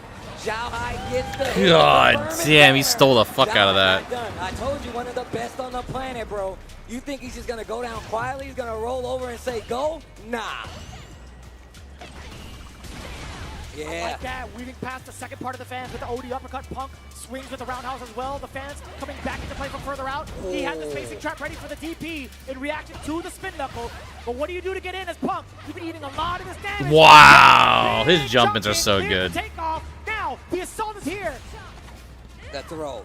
Been a large part of this offense from Punk. A few more of those, and it might be the end for Xiaohai. Oh, the fans. The fans. No powered up either. Big God damn. Punk can do it, and he's got to the set point. His reads on the jump-ins are crazy good. 3 bars to his name. Xiaohai just about to build the same. He went for a Ryu Enbu. Nothing of it from either end. Really awkward of an exchange. I think it's minus 6, so. Oh, the uppercut. Forget about all that. Back to that slow pace. Punk not swinging. Playing is, oh my God, playing a perfect range, but that fierce once again, bro. Pushing her forward, finds the hit, counter hit on the side of Punk. Still within range. Smart. Oh, the uppercut, preventing Punk from getting any sort of damage, extra or mix in for that matter. Ooh. No way! This is not gonna kill, but look at that drive bar. You might be burnt. Hella burn, kinda toasty. Punk, what do you do with it? Out of the corner. Oh, that's it. He catches the ball. Ladies and gentlemen, it is Flying Quest eliminating Kwai Xiao Gaming. Wow! To the team in front of the captain's face. And that sets these guys up to move further along in the bracket. 2 game is there, and Punk said it. He's like, look, we're in the playoffs. That means we got a chance. Taking out one of his biggest rivals in Xiaohai with one of the biggest threats in Kwai Xiao Gaming. And that will be the end of the road for Kwai Xiao Gaming. In an amazing season, these guys were fighting tooth and nail in Phase 1 and Phase 2, made it back to the playoffs, and unfortunately, running into one of his biggest hurdles, one of his biggest competitors in Punk, and he's gonna take it home. And I guarantee you, this isn't the end of the Punk Xiaohai saga. I instantly checked the phone. Look at the smiles. Bro, you get a team victory, and it's like everybody's at the cookout. Bro, I didn't know you were here. We did it, bro. This is a dangerous angle. You want a peep game on what he's looking at on Twitter? I'll tell you what, man. He's about ready to pop off. Yeah, you know But he's ready. Let's be honest, though. Let's take it back for a second. Job is not done. The job is not done. FlyQuest, they did get a very big morale boost and a moral victory for themselves, taking down the big rivals. But they have to face off against the rookie team that has been immaculate throughout the season. Yes, sir. Dos Juego 2 game. And look, 2 game. I talked about the next generation Street Fighters. They got one of them over there on their team just waiting, willing to step up to the plate and put everybody on tilt. I mean, and on top of that, that team has really shown their worth in this SFL first showing. But looking back at this match, man, it was touch and go on both sides of the table, and it was not easy to see who was going to get the edge here. But Punk was looking so strong, especially when it came to just controlling the screen. But it never stopped Xiaohai from just exercising his options and trying to find these hits, trying to sneak in the overheads, getting these big confirms, and still finding these power-ups to get the powered up fans. Didn't happen so much in that later game, though, and I feel like that was the biggest problem. As 2-0, Punk takes it over Zhao Hai, knocking Kwai Xiao Gaming, and he waving in his face. Why do they show the replay? You guys are evil production. That was amazing production. You guys are evil production. Oh, man. Yo, 2-0, and he hit him with a bye? Nah. Damn. Nah. He was really close when he And did he it, got too. the hands going off like this, too. He got like the Dr. Nefario stance, man. 40 points for the side of KSG, but it's the big 50 with FlyQuest. Moving on to round 2. But before we go, ladies and gentlemen, round of applause one more time for Kwai Xiao Gaming. They came a long way to play in this tournament, and those are some of the best Street Fighter players in the world, and up and coming, and still to this day, we will definitely see these guys around, even though they're no longer in SFL, but that puts us to the next step in this storied bracket. The new kids on the block, the new team on the block, 2-game coming up versus FlyQuest, and you know what happens is they get that momentum going forward. If I'm FlyQuest, I'm feeling good. I'm like, bro, we got one of our rivals out of there. These guys were a threat. They were right behind us the whole time, and now look at them. What did we talk about? What did we talk about before we ended yesterday's show? What happens if you get the big morale boost, you get the momentum on your side as you progress through the bracket? You might find yourselves pretty much unstoppable at that point. But I do have a lot of faith in finding 2-game and their strategy and their composure as a team to figure out who. I am. All right. Obviously, these guys all have a rapport. They know who they have to fight. But the matchup, understanding who is going to fight who, is a major part of what team battles are, especially for SFL. And all these guys have gotten a lot more used to back to playing rank. with their team in mind. And we're going to see what's exactly going to happen between those two teams. On the other side of this break, SFL US Finals returns with more Street Fighter 6 action. Yay, right more after breaks. More breaks. Whoa, we played a match. Time for another break. This one's okay, though, because they're switching out teams. But still, a lot of breaks.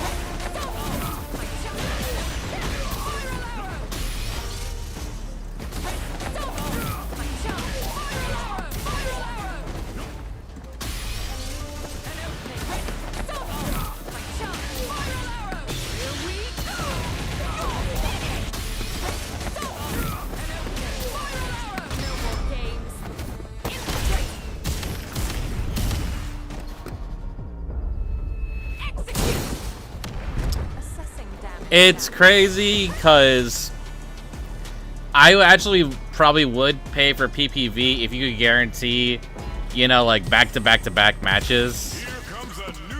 But, like, they can't. So, oh well. Alright, let's see how I do this Mare match. Ooh, a little laggy. Oh man, guess wrong. Oh, that's not a good start.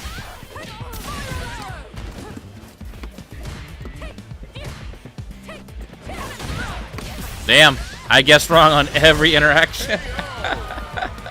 I don't like the mirror match. It is a nice comic. Damn! Sorry for playing well.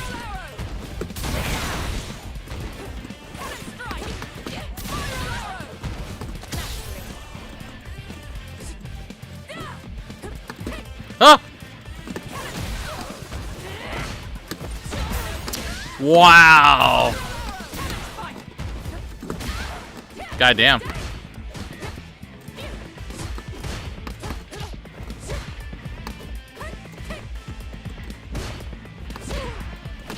God damn it. Ugh.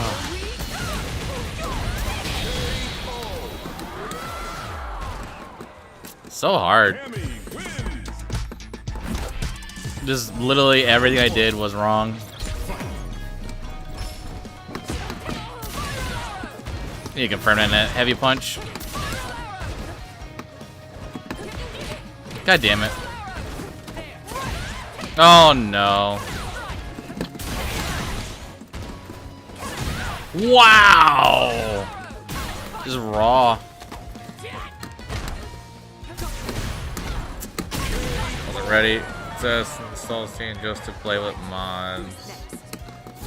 Oh, yeah, I don't know how that works, but good luck.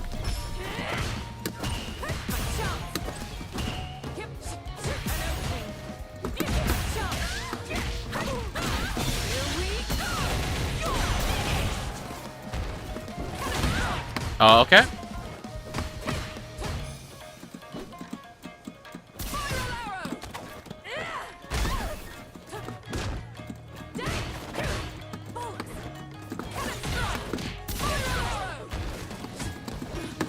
Dude, what the? Okay.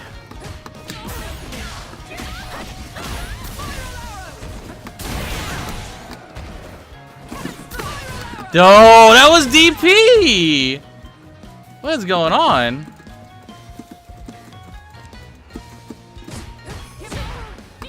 Oh my god. Oh, so bad. I just got a computer at that point, man.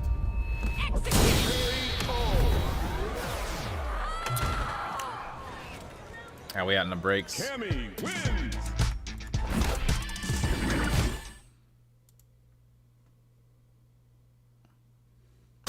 No.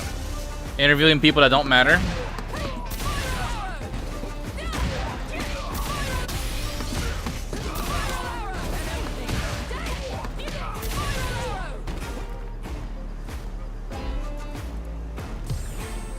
Here comes a new challenger.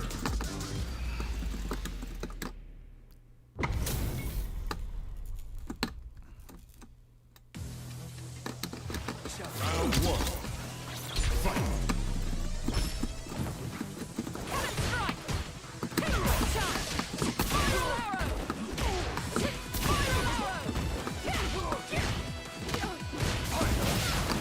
Nah. You're in my way.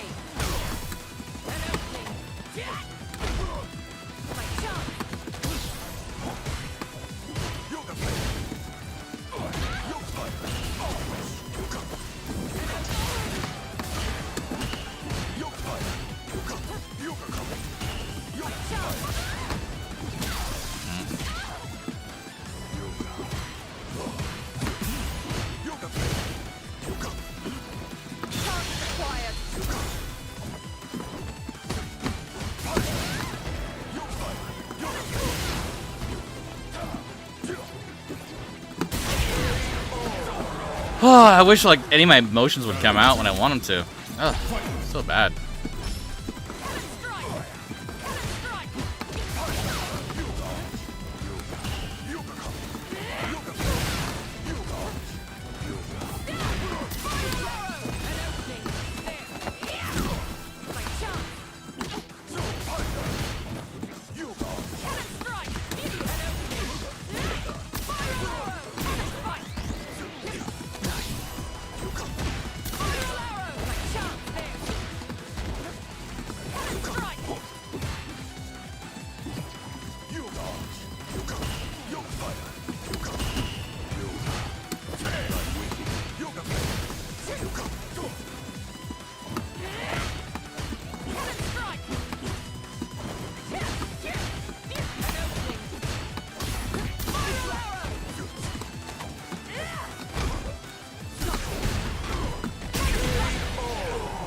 Yeah, it is from Street Fighter 4. Cammy wins. Round one. Fight. Ah, there it is. I was looking for his up flames, but he wasn't doing them. Okay, that was DRC.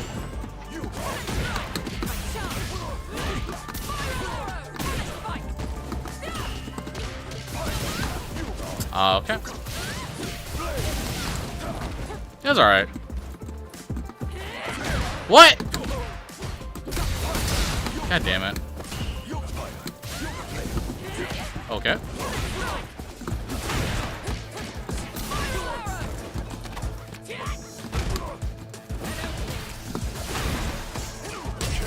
He's just doing a delayed jab. I figured as much. Round 2. Fight.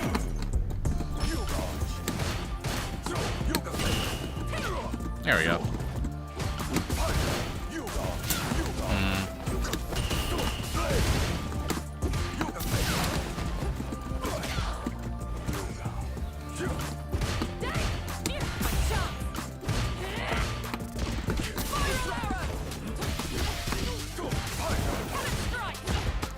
Damn.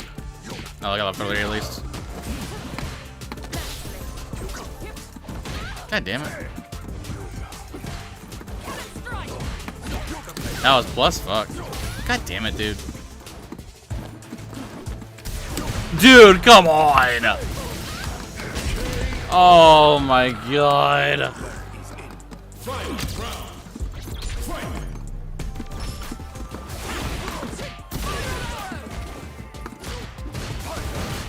Delayed jabber.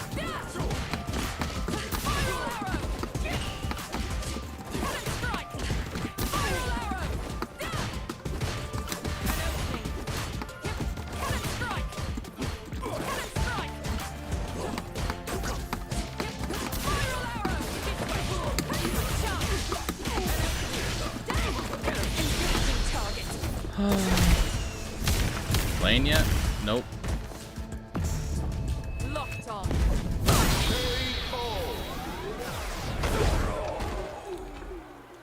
Cammy wins. So like most doll sims I run into, they like to do up flame, because up flame is like really strong to have out. It's like his win condition, and he just never did it until like the last round. It was really throwing me off because like you kind of like when he does up flame, it's like JP Portal. So like you have to like throw yourself at him. You have to guess throwing yourself at him. So yeah.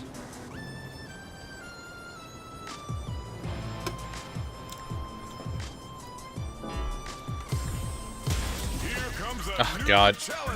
Alright, I'll play better. Munchlax plush. Round 1. Fight.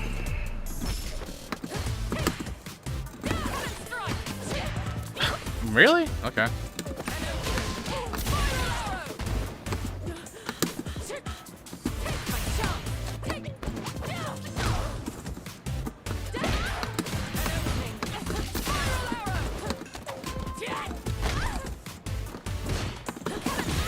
Damn.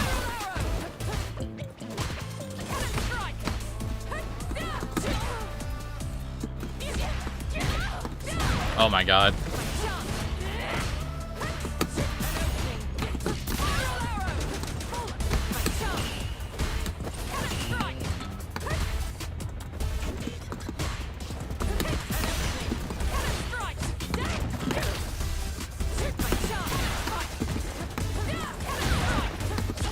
I don't know what's happening. The drive rush was killing my inputs, so I don't even know what was coming out.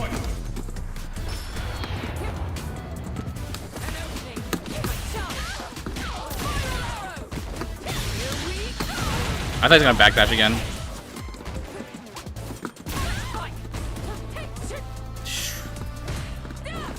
Oh my god.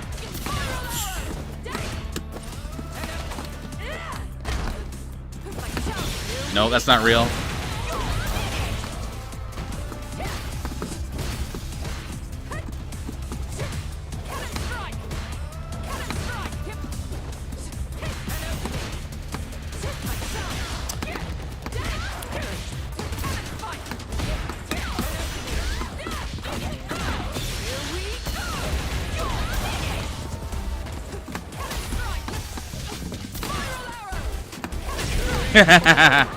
I got lucky there. Cammy wins. Round 1. Fight.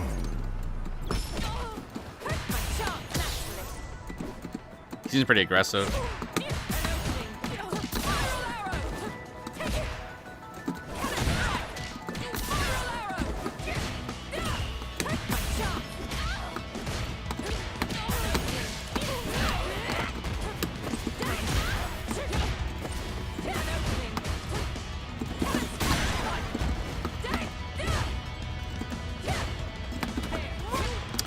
Oh my god.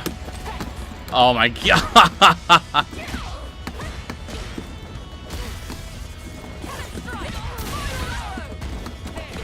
What? Oh my god.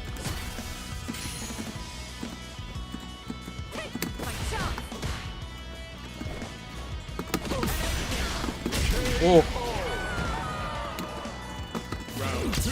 I got lucky in the circumstances, but yeah, whatever.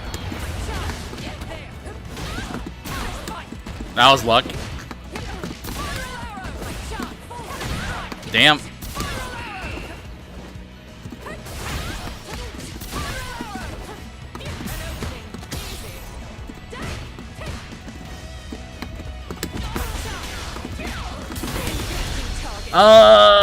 Minus a little kill.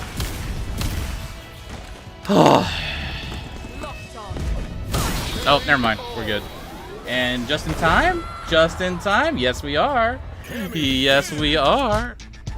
GG's, bro. I got a dive kick I didn't want, but because he did drive rush, it kind of fucked my inputs, and so I got like a random ass dive kick I was not asking for. That's why I got lucky. He hasn't necessarily said it for if he had not done drive rush, I think he might have won on interaction, and he might have won the round. Guess what? He is provided. He is dude, I hate this matchup with Kimberly.